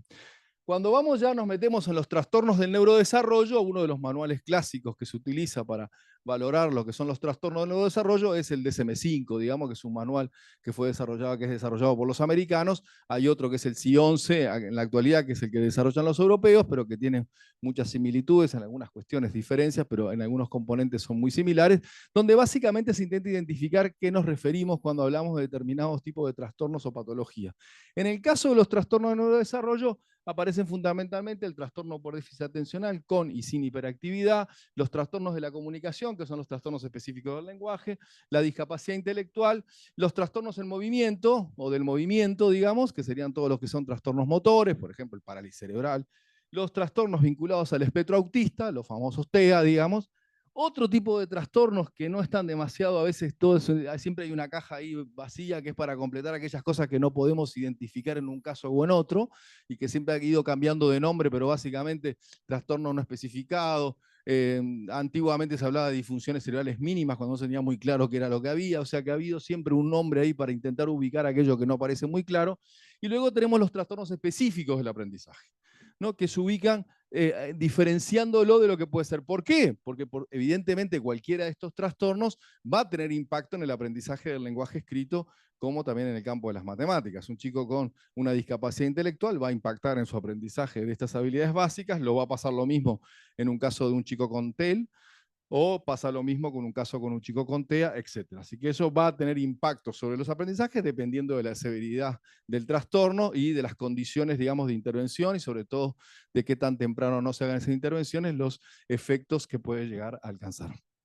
Cuando vamos entonces en particular a los trastornos específicos del aprendizaje, dentro de lo que son los trastornos del neurodesarrollo, básicamente lo que plantea el DSM-5 en el caso del lenguaje escrito, en el particular en el caso de la lectura, dice lectura de palabras imprecisas o lentas con esfuerzo, dificultad para comprender el significado de lo que se lee, dificultades ortográficas y dificultades para la expresión escrita. Es interesante porque el DSM-5 se adelantó a un problema que hoy en día varios autores plantean como un cuestionamiento a la definición tradicional de dislexia. La definición tradicional de dislexia habla y pone el foco en un trastorno en lectura. Y lo que dicen los autores, ahora han escrito 2 artículos 2024, cuestionando eso, dicen, operativamente no se incluye la escritura como un componente en las dificultades específicas del lenguaje escrito, cuando es muy evidente que en general los disléxicos presentan dificultades a nivel de la ortografía y demás. Entonces es curioso que en toda la definición que usa la Asociación Internacional de Dislexia, habla de los problemas de lectura, no menciona los de escritura,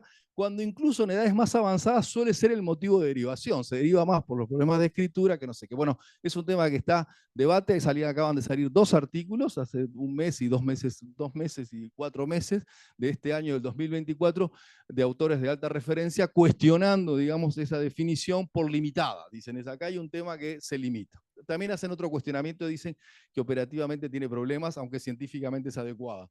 Pero bueno, es otro tema. Pero incluyen lo de la escritura. Pero digo esto porque el DSM-5 sí pone la advertencia de decir, en realidad, si yo voy, saben que estos manuales funcionan por síntomas, digamos, ¿no? ¿Cuáles son los síntomas o los indicadores? Son estos, dice, ¿no? Y en ese sentido toma más la evidencia desde la práctica, digamos, que desde lo que era la definición, digamos. Lo que nosotros observamos en un chico con dificultades en lenguaje escrito, o en el caso de la lectura, siendo un trastorno del neurodesarrollo, es dificultades a este nivel. Y eso hace que en general cuando hablamos de una lectura lenta es una lectura vacilante, es una lectura imprecisa, se cambian palabras, se alteran palabras, se inventan palabras, y en el caso, eso también afecta a algún componente importante que es la prosodia en la lectura, que hace, digamos, al componente de fluidez que hablaba hoy la doctora Balbi. Es decir, no solamente es importante leer en forma precisa y rápida, o sea, acceder en forma automática a la palabra escrita para no pensar en cómo se lee, sino pensar en lo que se lee, sino que además tengo que respetar, digamos, el componente prosódico de la lengua para que se entienda, porque no es lo mismo decir si quiero que decir sí quiero, no tengo ganas que decir no, tengo ganas, ¿no? Y eso cambia el sentido y el significado de lo que se está leyendo, ¿sí? Entonces se manifiesta con eso, pero también se manifiesta, como decíamos, con problemas en la escritura. Hay varios tipos de errores ortográficos que manifiestan los disléxicos, que van desde omisiones, cuando se comen letras, sustituyen letras, alteran letras, en vez de decir la, dicen al, etc. Invierten la B por la P, la B por la D, la P por la Q, etc. También a veces hacen agregados, agregan letras al final, por ejemplo, es bastante frecuente, la S o etcétera, o la omiten, hacen conglomerados, juntan palabras, como es el caso que ustedes estaban viendo, o hacen fragmentaciones, dividen palabras cuando no tendrían que dividirse. Eso es lo que se conocen como errores específicos, que ustedes muchas veces en los informes leerán cuando dicen errores con carácter de especificidad, les dicen. Bueno, lo que le están refiriendo es a este tipo de errores. Así que los errores a nivel de la ortografía son evidentes. Y se habla que es un trastorno del punto de vista neurobiológico. ¿Por qué? Porque sí se ha observado, cuando se hacen comparaciones a nivel de neuroimagen entre lectores normotípicos o normales, digamos, en el sentido de que no presentan dificultad, no en otro sentido, sino en el sentido de que no presentan alteraciones desde el punto de vista de la lectura, se comparan con lectores que sí tienen dificultades y se observan diferencias, sobre todo en esta área temporoparietal, que es donde se produce el procesamiento lector, lo que es la conversión grafema-fonema y lo que es la activación del significado de las palabras, y ahí entra el tema de la importancia del vocabulario para el reconocimiento de las palabras, es lo que habitualmente se ve más afectado, como también lo que es en el área occipital, que es donde se produce el reconocimiento visual de las letras y de las palabras. Así que desde el punto de vista neurobiológico, es verdad que se observan alteraciones. Hay toda una discusión, eso es causa-efecto, porque en realidad, como no se han desarrollado esas áreas, entonces en realidad serían consecuencia y no necesariamente una causa de la dificultad. Ahí hay todo un debate, digamos, porque lo que pasa muchas veces con las neuroimágenes es que no explica la causalidad, sino que explica lo que se ve, ¿no? El decir de Simon es una fotografía de lo que se encuentra, ¿sí? Entonces, en ese contexto es que cuando hablamos de dificultades específicas del aprendizaje, y particularmente refiriéndonos en este caso a las dificultades en lectura, decimos, son dificultades persistentes.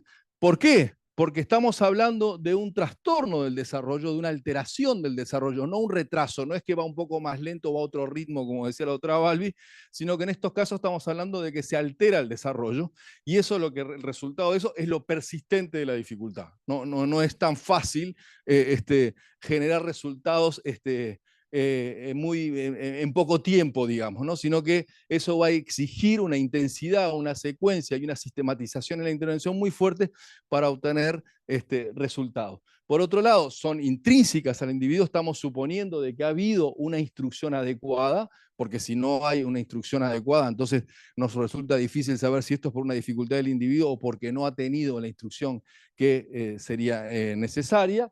Y implica también, se basan en un déficit neurobiológico, como veíamos recién, hay una alteración del punto de vista del desarrollo, ya sea de carácter genético o ya sea por carácter ambiental, pero que haya generado algún tipo de alteración del punto de vista del sistema nervioso. ¿Sí? Lo digo lo de lo genético porque la heredabilidad en el caso de la dislexia es muy alta, estamos hablando de un 75-80% de heredabilidad. Así que si hay un disléxico en la familia, es altamente probable que el nivel de heredabilidad sea muy alto, y por eso ustedes pueden llegar a conocer familias enteras que son disléxicos. Conocen 5 hijos, y yo he conocido familias de 5 hijos, los 5 disléxicos. A veces escapa alguno y tenés 3, 2, bueno, pero en general tenemos una alta, porque es una alta heredabilidad. Y en el caso, por ejemplo, de los monocigotos con gemelos, son 100%. Si uno es disléxico, el otro es disléxico, digamos, ¿sí? O sea que tiene que ver con esto. Y se manifiestan en el proceso de aprendizaje, a lo largo del aprendizaje, lo cual hace de que no siempre se detecte en el momento que se tenga que detectar, y finalmente también decir que es concomitante con otras dificultades. De hecho, solamente me voy a detener acá, de hecho, el 60 al 70% de los chicos que tienen dificultades específicas en lectura tienen algún diagnóstico adicional, ¿sí? Para darles una idea. O sea que en el estudio que hicimos nosotros, que hemos terminado, es un 73%, pero en la literatura a nivel internacional, entre un 60% como mínimo y en torno del 70% de los disléxicos presentan algún tipo de dificultad adicional, que puede ser particularmente en cálculo. Es muy frecuente los disléxicos con problemas de cálculo, incluso se habla de qué tan comórbidos es con la discalculia, etcétera. Dificultades a nivel, por supuesto, de la escritura, pero también, por ejemplo, a nivel motor, ¿no? Hay 3 veces más posibilidades de que tenga dificultades motoras un disléxico que un lector sin alteraciones, un lector normotípico. Así que, como verán, lo habitual, digamos, es que tenga alguna otra dificultad. Por ejemplo, también se ha asociado mucho al TDAH, a los déficits atencionales. Es muy frecuente que los disléxicos se digan que también tienen algún problema atencional, ¿no? Se distrae mucho.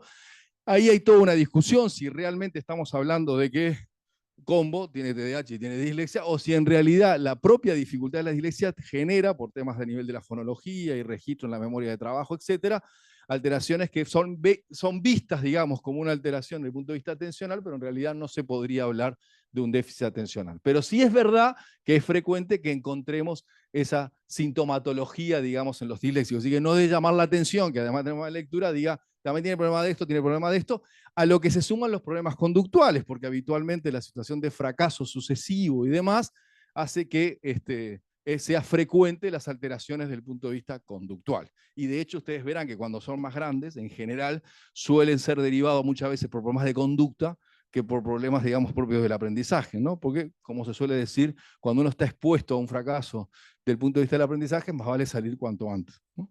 Y cuando uno es más grande o más adolescente, más vale ser fatal que burro, digamos, ¿no? O sea que cuando uno se va sintiendo así, más vale salirse por el lado de los problemas de conducta. ¿Sí? O sea que cuando vamos, en función de eso, y en función también un poco de lo que planteaba la doctora Balbi, cuando hacemos una evaluación de posibles dificultades, diríamos, del punto de vista preventivo, ¿verdad? Tomar en cuenta estos componentes que mencionaba Balbi, de que hay que tener en cuenta también el desarrollo normotípico del aprendizaje de la lectura, como es el tema de la conciencia fonológica, la velocidad de nominación, que es un componente que también se asocia al tema de la fonología y demás, y todo lo que es el principio alfabético como dos grandes componentes. Por supuesto que partiendo de la base de que no hay dificultades desde el punto de vista del lenguaje oral, que si ahora voy para atrás un minuto, este es un modelo que usa mucho Piam para explicar un poco todo lo que es el aprendizaje de la lectura. Es un modelo que se basa en el modelo simple de lectura, que plantea que básicamente aprender a leer tiene dos grandes condiciones: el lenguaje oral, que era un poco lo que se planteaba, el lenguaje oral, y más, hoy sabemos que la calidad del lenguaje oral hacia la calidad del lenguaje escrito, y asegurarnos un buen lenguaje oral es asegurarnos un buen lenguaje escrito. Y ya digo acá lo que vengo repitiendo muchas veces, y es: no se apuren al aprendizaje del lenguaje escrito si no aseguran un buen lenguaje oral. No hay que enseñarle a los 4 años a los niños que manejan el lenguaje escrito cuando apenas tienen un vocabulario absolutamente reducido. Asegúrense en un buen lenguaje oral y garantizarán las mejores condiciones para el lenguaje escrito. Países que tienen altos desempeños en lenguaje escrito empiezan la alfabetización a los 7 años, así que no hay ninguna necesidad de apurar los procesos de alfabetización. Lo que tenemos que asegurarnos es una condición sine qua non, que es un buen lenguaje oral, ¿sí? Y la segunda es el acceso al sistema de escritura. Y ahí entra lo de conciencia fonológica, principio alfabético y demás. A tal punto que solemos decir que si hay un buen manejo del lenguaje oral y un adecuado reconocimiento o decodificación de la palabra escrita, decimos tenemos buenos lectores. Y si a su vez tenemos casos en los cuales tenemos una buena competencia lingüística, pero dificultades en el reconocimiento de la palabra escrita, ahí encajamos a los que tienen dislexia. Después tenemos acá los TEL, que en general tienen dificultades, por supuesto, en lenguaje oral, pero también eso impacta en el reconocimiento de la palabra escrita. Y después tenemos estos casos, que algo también refirió la doctora Balbi, que es: teniendo a veces buen reconocimiento de la palabra escrita, hay diferencias en la competencia lingüística, particularmente en la capacidad inferencial, que se sustenta en el razonamiento verbal. La capacidad de inferencia se basa en el razonamiento verbal. Eso es frecuente en los TEA, por ejemplo, en los trastornos del espectro autista, que el problema que tienen no es de acceso a la palabra escrita. Si ustedes los verán, pueden ser muy buenos, además, muy precisos, muy rápidos en la lectura, pero el problema mayor que tienen es el carácter inferencial que hace a la comprensión lectora. Así que el mayor problema que se enfrentan después es un problema de comprensión lectora, ¿sí? Que tiene que ver un poco con lo que planteaba Vali. No es el problema en el acceso, sino que lo termina siendo en la comprensión lectora. ¿Qué supone esto que hemos visto hasta ahora? Que básicamente las intervenciones tienen que ser, por un lado, multisensoriales e incluso podríamos decir multicompetenciales, digamos, ¿no? Trabajar en paralelo muchas cuestiones. Por otro lado, sistemáticas, lo mencionaba también Vivian cuando hablaba de las intervenciones en matemáticas, secuenciadas, hay una cierta secuencia y una cierta progresividad que tenemos que atender, tienen que ser intensivas, acotadas para evaluar y ver las evoluciones o no. Una de las cosas que es importante en esto es que uno va monitoreando los progresos y en función de eso el grado de intensidad, digamos, de la propia intervención, y por eso digo que también evaluadas, ¿no? Básicamente los resultados de las intervenciones son de dos tipos: las normalizadoras y las compensadoras. Las normalizadoras es cuando logramos hacer intervenciones que tienen efectos sobre el sistema nervioso y son capaces de incidir sobre esa alteración en el desarrollo, en los circuitos que es necesario desarrollar para el aprendizaje del lenguaje escrito, minimizando, digamos, y alcanzando que el individuo pueda llegar a alcanzar un desempeño como si no hubiera tenido esa dificultad, o se aproxime por lo menos a eso. Son los casos más difíciles de lograr y tiene algunas condiciones para lograr eso. Y después tenemos lo que habitualmente pasa, que es lo que pasa en general en nuestros disléxicos, que son compensados. Lo que enseñamos son, en el fondo, desarrollan estrategias, por más que mantienen una lectura con cierta lentitud, a veces con mucha imprecisión y demás. Más allá de eso, y que mejoran sin duda con la práctica de lectura, pero sigue siendo una lectura a veces poco precisa, y bueno, verán que inventan palabras cuando leen, etc. Y con algunas cosas logran generar estrategias compensadoras que les permite después ser muy exitosos desde el punto de vista de sus aprendizajes, incluso llegando a tener niveles altos de desempeño desde el punto de vista de sus aprendizajes. Así que lo habitual es las estrategias compensadoras. ¿Por qué? Porque para poder lograr, digamos, estrategias más normalizadoras, las intervenciones tienen que ser lo más preventivas posible, digamos, lo más temprano posible, digamos, ¿no? El éxito, digamos, por un tema de flexibilidad y de plasticidad del sistema y demás, tenemos que iniciarla lo antes posible. Y eso significaría identificar los factores de riesgo lo antes posible para intervenir. Además, en forma muy intensiva. Estamos hablando de intervenciones muchas veces que son de entre 8 y 10 horas por semana, tempranamente, para lograr tener cambios desde el punto de vista de lo que son las estructuras del sistema nervioso. Así que en general, por eso vuelvo a decir, teníamos que empezar en forma muy temprana, en forma muy intensiva y muy secuenciada, que muchas veces no es posible desde el punto de vista de la intervención, y ahí es donde juega muy importante también los docentes y las familias para contribuir a esa sistematización y esa intensidad.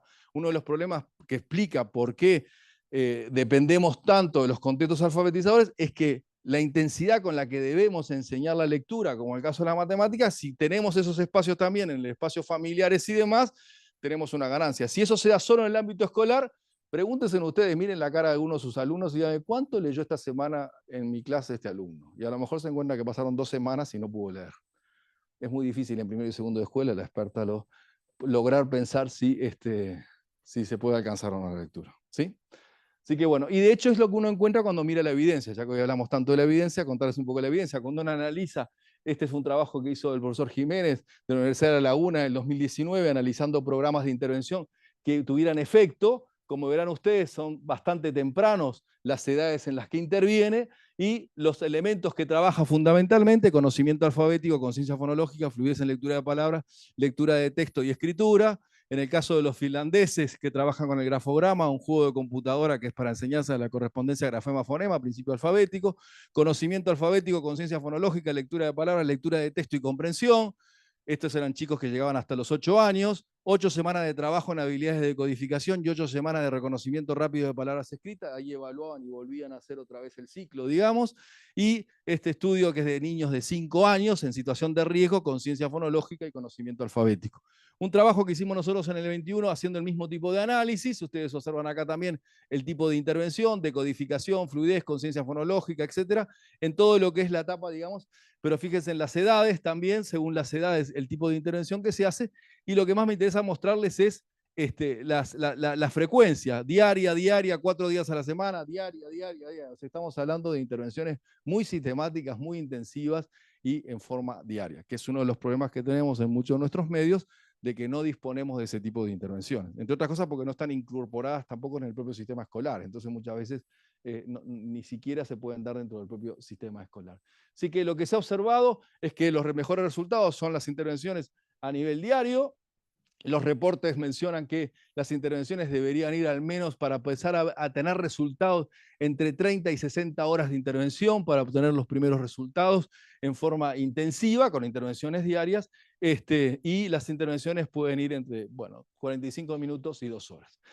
En ese plan de intervenciones compensadoras, y ya con eso termino para cumplir con el horario, en ese plan de intervenciones más compensadoras que nosotros tenemos y a las cuales nos enfrentamos, acabamos de terminar un estudio que está saliendo publicado ahora, en el cual hicimos una revisión también de la literatura con respecto a cuáles podían ser las mejores intervenciones para intervenir a nivel de comprensión lectora. Tenemos claro que en edades tempranas, principio alfabético, práctica, está bien, pero cuando tenemos chicos de tercero, cuarto, quinto, sexto y año siguiente, ya tenemos que tratar de generar estrategias compensadoras desde el punto de vista de la comprensión lectora, que en definitiva es el fin de la lectura, como decíamos, ¿no? O sea, leemos para comprender.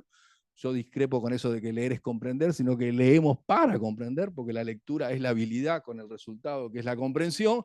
Ese leer para comprender, nosotros tenemos que decir, bueno, ¿qué estrategias podemos usar o han sido más efectivas para poder trabajar desde la comprensión lectora, y deberíamos tener en cuenta en eso? Bueno, este es un estudio que hicimos, y básicamente las tareas que la literatura señala como más importante a considerar, o estrategias a considerar desde el punto de vista de la comprensión lectora, la tienen ahí. El tema del monitoreo, de la supervisión de la comprensión, que también hablaba hoy la doctora Vivian con respecto a la importancia del monitoreo en lo que tiene que ver con el campo de las matemáticas. La planificación, ¿no? Sobre todo en el tema de cómo planificar la lectura, que es la lectura anticipada, etcétera, varias de esas estrategias de planificación. El componente inferencial, que también se mencionaba como un elemento fundamental a trabajar desde el punto de vista de la comprensión. El emplear organizadores gráficos y semánticos, formular y responder preguntas, el resumen, el conocimiento de las estructuras de los textos, y también esto poderlo hacer en trabajos en equipos, en intercambio con otros, suelen ser las estrategias que la literatura señala como más eficientes al momento de trabajar la comprensión lectora. Así que, en definitiva, uno diría, ¿qué aspectos abordar en una intervención? La conciencia fonológica del principio alfabético en las primeras etapas o en las etapas iniciales, y sobre todo desde el punto de vista más preventivo para una posible dificultad. La fluidez lectora, que es uno de los elementos más importantes y más reticentes a la intervención, porque la dificultad específica en el caso de la lectura de los disléxicos está en la fluidez lectora. Eso no es un problema de competencia del lenguaje en general, sino que la dificultad, lo que caracteriza a un disléxico es la dificultad de lograr una lectura fluida, por eso decíamos que era lenta, imprecisa, con falta de expresividad. Y luego, por supuesto, atender los aspectos de la comprensión lectora, vocabulario, razonamiento verbal, etc. Sin desconocer la relevancia que tiene hacer esto acompañado de la escritura. Cada vez hay más datos para mostrar de que la escritura juega un rol muy importante para consolidar la capacidad lectora, así como la lectura favorece la escritura. Pero trabajar simultáneamente lectura y escritura en todas las intervenciones se vuelve relevante porque la escritura es un componente importante también para lo que es la consolidación del registro ortográfico y fonológico de las palabras, además del componente en planificación y demás, y también de flexibilidad y demás que presenta la escritura. Pero hay un componente importante en la lectura, es que favorece el registro ortográfico y fonológico de las palabras que luego necesitamos para activar y hacer una lectura más fluida y precisa. Muchas gracias.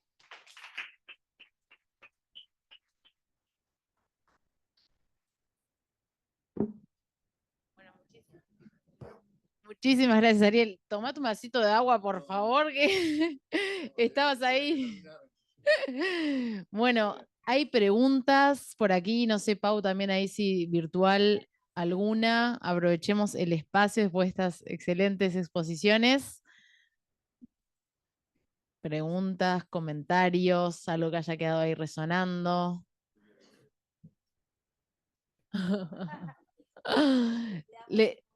Le cortamos a Vivian para poder dejar este espacio, así que aprovechemos también el espacio de preguntas.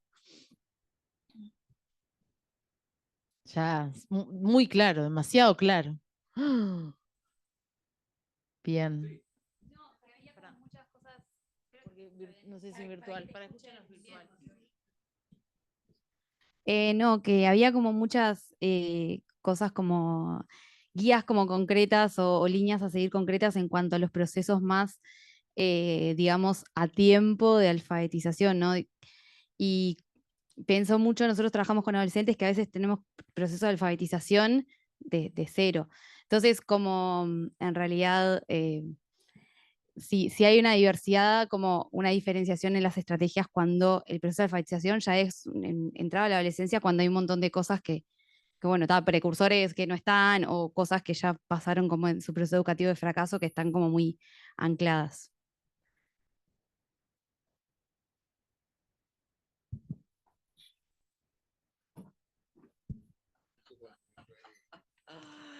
Es tan difícil eso que preguntaste, pero sabes que hace poco en una conferencia me hicieron la misma pregunta, lo que da a pensar que estamos con esta nueva realidad, ¿no? Chines grandes que llegan sin alfabetización.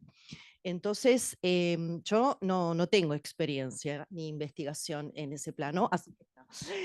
No, pero evidentemente, o sea, los procesos son los mismos. Eso sí, muchas veces lo hemos discutido, ¿no? No es que existe una psicología para la dificultad del aprendizaje totalmente distinta a la psicología del aprendizaje. O sea, seguimos estando con los mismos componentes, conciencia fonológica, principio alfabético. Evidentemente, seguimos con los mismos. Claro. Nada, por ejemplo, lo que mostré yo te sirve, porque cuando vimos lo de la motivación, ¿vieron el modelo de lectura? Claro, a un chiquilín de 14, 15, 16 años no le vas a ir con un trencito de sonidos o cosas así. Y qué difícil es tratar temáticas que pueda leer, que no sean cuentitos infantiles también. O sea, realmente es muy desafiante, pero entonces básicamente es que sí te sirven los mismos 5 componentes, sí te sirven. Y cada vez, cuando hay más dificultad, como que la estrategia primera es mayor foco y descomposición. O sea, lo multicomponencial en general ahí tenés que hacer para tener efecto foco, mucho más foco en uno de los componentes. Ya no sirve algo tan holístico como ir con los 4 componentes al mismo tiempo, sino hacer algo mucho más sistemático en uno de los planos. Entonces, separar más el componente, más intenso, y después mucha creatividad para poder trabajar esos procesos con temáticas más asociadas a los intereses. Yo he visto experiencias con la música, con canciones, ¿no? Letras de canciones que pueden cantar. Entonces tenés, por ejemplo, el teatro lector que hacemos con los chiquitos, bueno, de repente acá cantando una canción y pudiendo leerla por ahí, pero difícil, sí. Pero sí, acordate que sí, sirven los componentes, los mismos componentes son los que hay que trabajar. No, simplemente decir, sobre todo con la doctora Palombo y más, hemos desarrollado algunos programas que hemos trabajado en secundaria, en varios liceos y UTU de Montevideo, con programas de intervención focalizado en chicos que están en situación de abandono del sistema escolar. Y hemos tenido muy buenos resultados, de hecho lo hemos sistematizado y recientemente salió un informe de UNICEF donde de algún modo se hizo con el INED, digamos, donde se evaluó los resultados de estas intervenciones. Y básicamente, es decir, uno de los problemas grandes que tienen estos chicos es que lo que tú decís, un nivel de alfabetización muy bajo, muchos de ellos casi analfabetos funcionales, casi no leen. Entonces hay un tema que es una condición sine qua non que yo tengo que lograr que accedan al sistema de escritura y alcancen cierto nivel de precisión o por lo menos fluidez en el acceso, porque esa es una condición necesaria. Así que necesariamente hay que trabajar ese componente, pero al mismo tiempo trabajando algunas estrategias, tanto a nivel de la comprensión lectora, como para que de algún modo le encuentren sentido a esa práctica de acceso, digamos, y a su vez basarnos mucho en la escritura. Así que lo que hemos desarrollado son programas que trabajan estos componentes.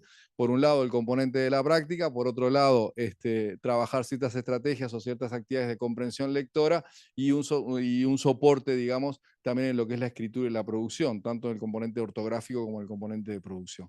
Entonces, esos programas que trabajamos básicamente con unidades, que las hemos dividido en unidades a partir de un texto, porque para no perder nunca el fin, que al final es acceder a un texto, textos que sean atractivos y muchas veces interesantes, digamos, como temática, y eso es todo un desafío, elegir textos que puedan ser, funcionen, digamos. Y que sean aplicados a la vida cotidiana. Y que sean aplicados a la vida cotidiana. Hicimos un proyecto, claro, el otro día, por ejemplo, en algunos contextos que era muy hicimos un proyecto, hicimos una intervención en base a la tarjeta STM de los boletos, digamos, ¿no? Y entonces si se perdía la tarjeta, qué es lo que había que hacer, cómo había que hacer la tarjeta, pero eso no solo era recurso que les implicaba leer, práctica lectora. Entonces es necesario lograr aumentar el acceso lector, porque eso es un componente central para lograr un mínimo de comprensión lectora, pero a su vez es una estrategia compensatoria.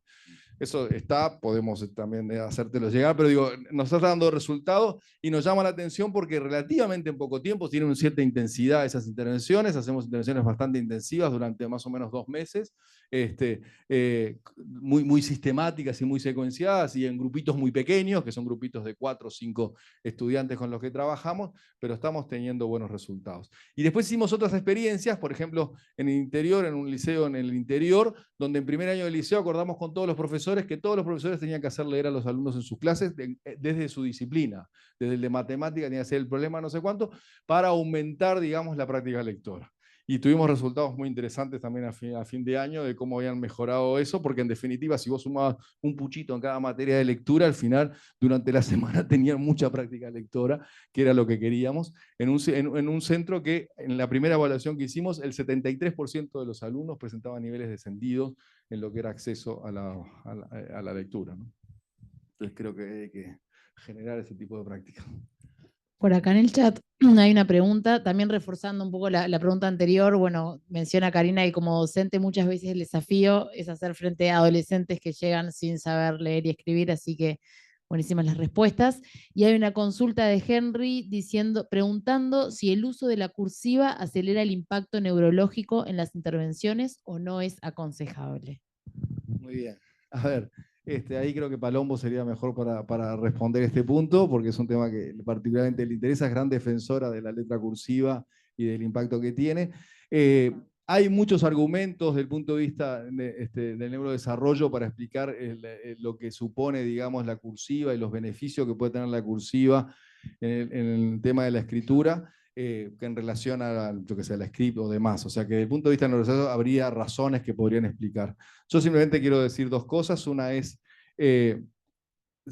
la primera pregunta es, ¿qué tipo de escritura queremos que tengan los estudiantes o los vamos a dejar en libertad? Lo que hacía, nuestro sistema tenía una cosa que era un poquito perversa y era, no enseñábamos la cursiva de entrada, empezábamos con la script con la imprenta y después queríamos que manejaran la cursiva. Bueno, nada, si automatizaron la imprenta y la script, no le pidas después la cursiva, porque al final lo que terminan haciendo es una script con enganche como para tratar de responder a eso, pero entonces, lo digo es, si vamos a exigirle cursiva, y tiene sus razones de sí, y desde el inicio iniciemos esto, y no hay ninguna razón del punto de vista del neurodesarrollo para que un niño no pueda empezar desde el inicio con cursiva, como lo hacen en muchos países. Eso por un lado. Y la segunda cosa que les quiero transmitir es que es muy importante la escritura a mano, el gesto gráfico en las etapas iniciales del aprendizaje de la lectura. Se ha discutido, sobre todo en la era digital, si al final van a trabajar por computadora, para qué empezar, digamos, y ya por qué no empezar directamente con esto. Cada vez empiezan a haber más evidencia de que en las etapas iniciales el gesto gráfico es importante porque es un buen instrumento, digamos, un buen medio para el registro de las palabras a nivel ortográfico en la memoria. De hecho, a ustedes les pasará que cuando ven 2 o 3 evaluaciones de estudiantes con una palabra mal escrita, empiezan a dudar cómo se escribe la palabra y seguramente lo que hacen es así o se la escriben para saber cómo va correctamente. Así que recurrimos mucho al gesto gráfico para recuperar información. Entonces, es hacer ese mismo inversamente. Apoyemos eso para consolidar la información desde el punto de vista del registro. Buenísimo, muchas gracias. No sé si hay alguna otra pregunta, si no vamos cerrando por acá también para respetar el tiempo de ustedes. Agradecerles nuevamente por estar aquí hoy y también a las 230 personas que se mantuvieron durante todas las exposiciones, así que sin dudas también generaron eso de querer quedarse hasta el final y sobre todo también destacar que tener estas tipo de oportunidades digamos, formato híbrido, también permite que se conecten personas del interior que por ahí agradecían también en el chat, así que buenísimo. Agradecerles a Ariel, a Alejandra y a Vivian, excelentes exposiciones, y también a todo el equipo de Reaching You, que siempre estamos también buscando oportunidades como esta y otras para acercarles a los docentes que cumplen una labor fundamental en la educación de nuestro país. Y bueno, en temas de lectoescritura, de lectura, complejizamos aún más con nuestro nombre de la Fundación Reaching You, que está en inglés y es medio raro, pero cualquier cosa, ahí está el logo, nos pueden buscar en la página, ahí está toda nuestra información, y la idea es también acercarles todos estos materiales que vimos en el día de hoy. Muchísimas gracias.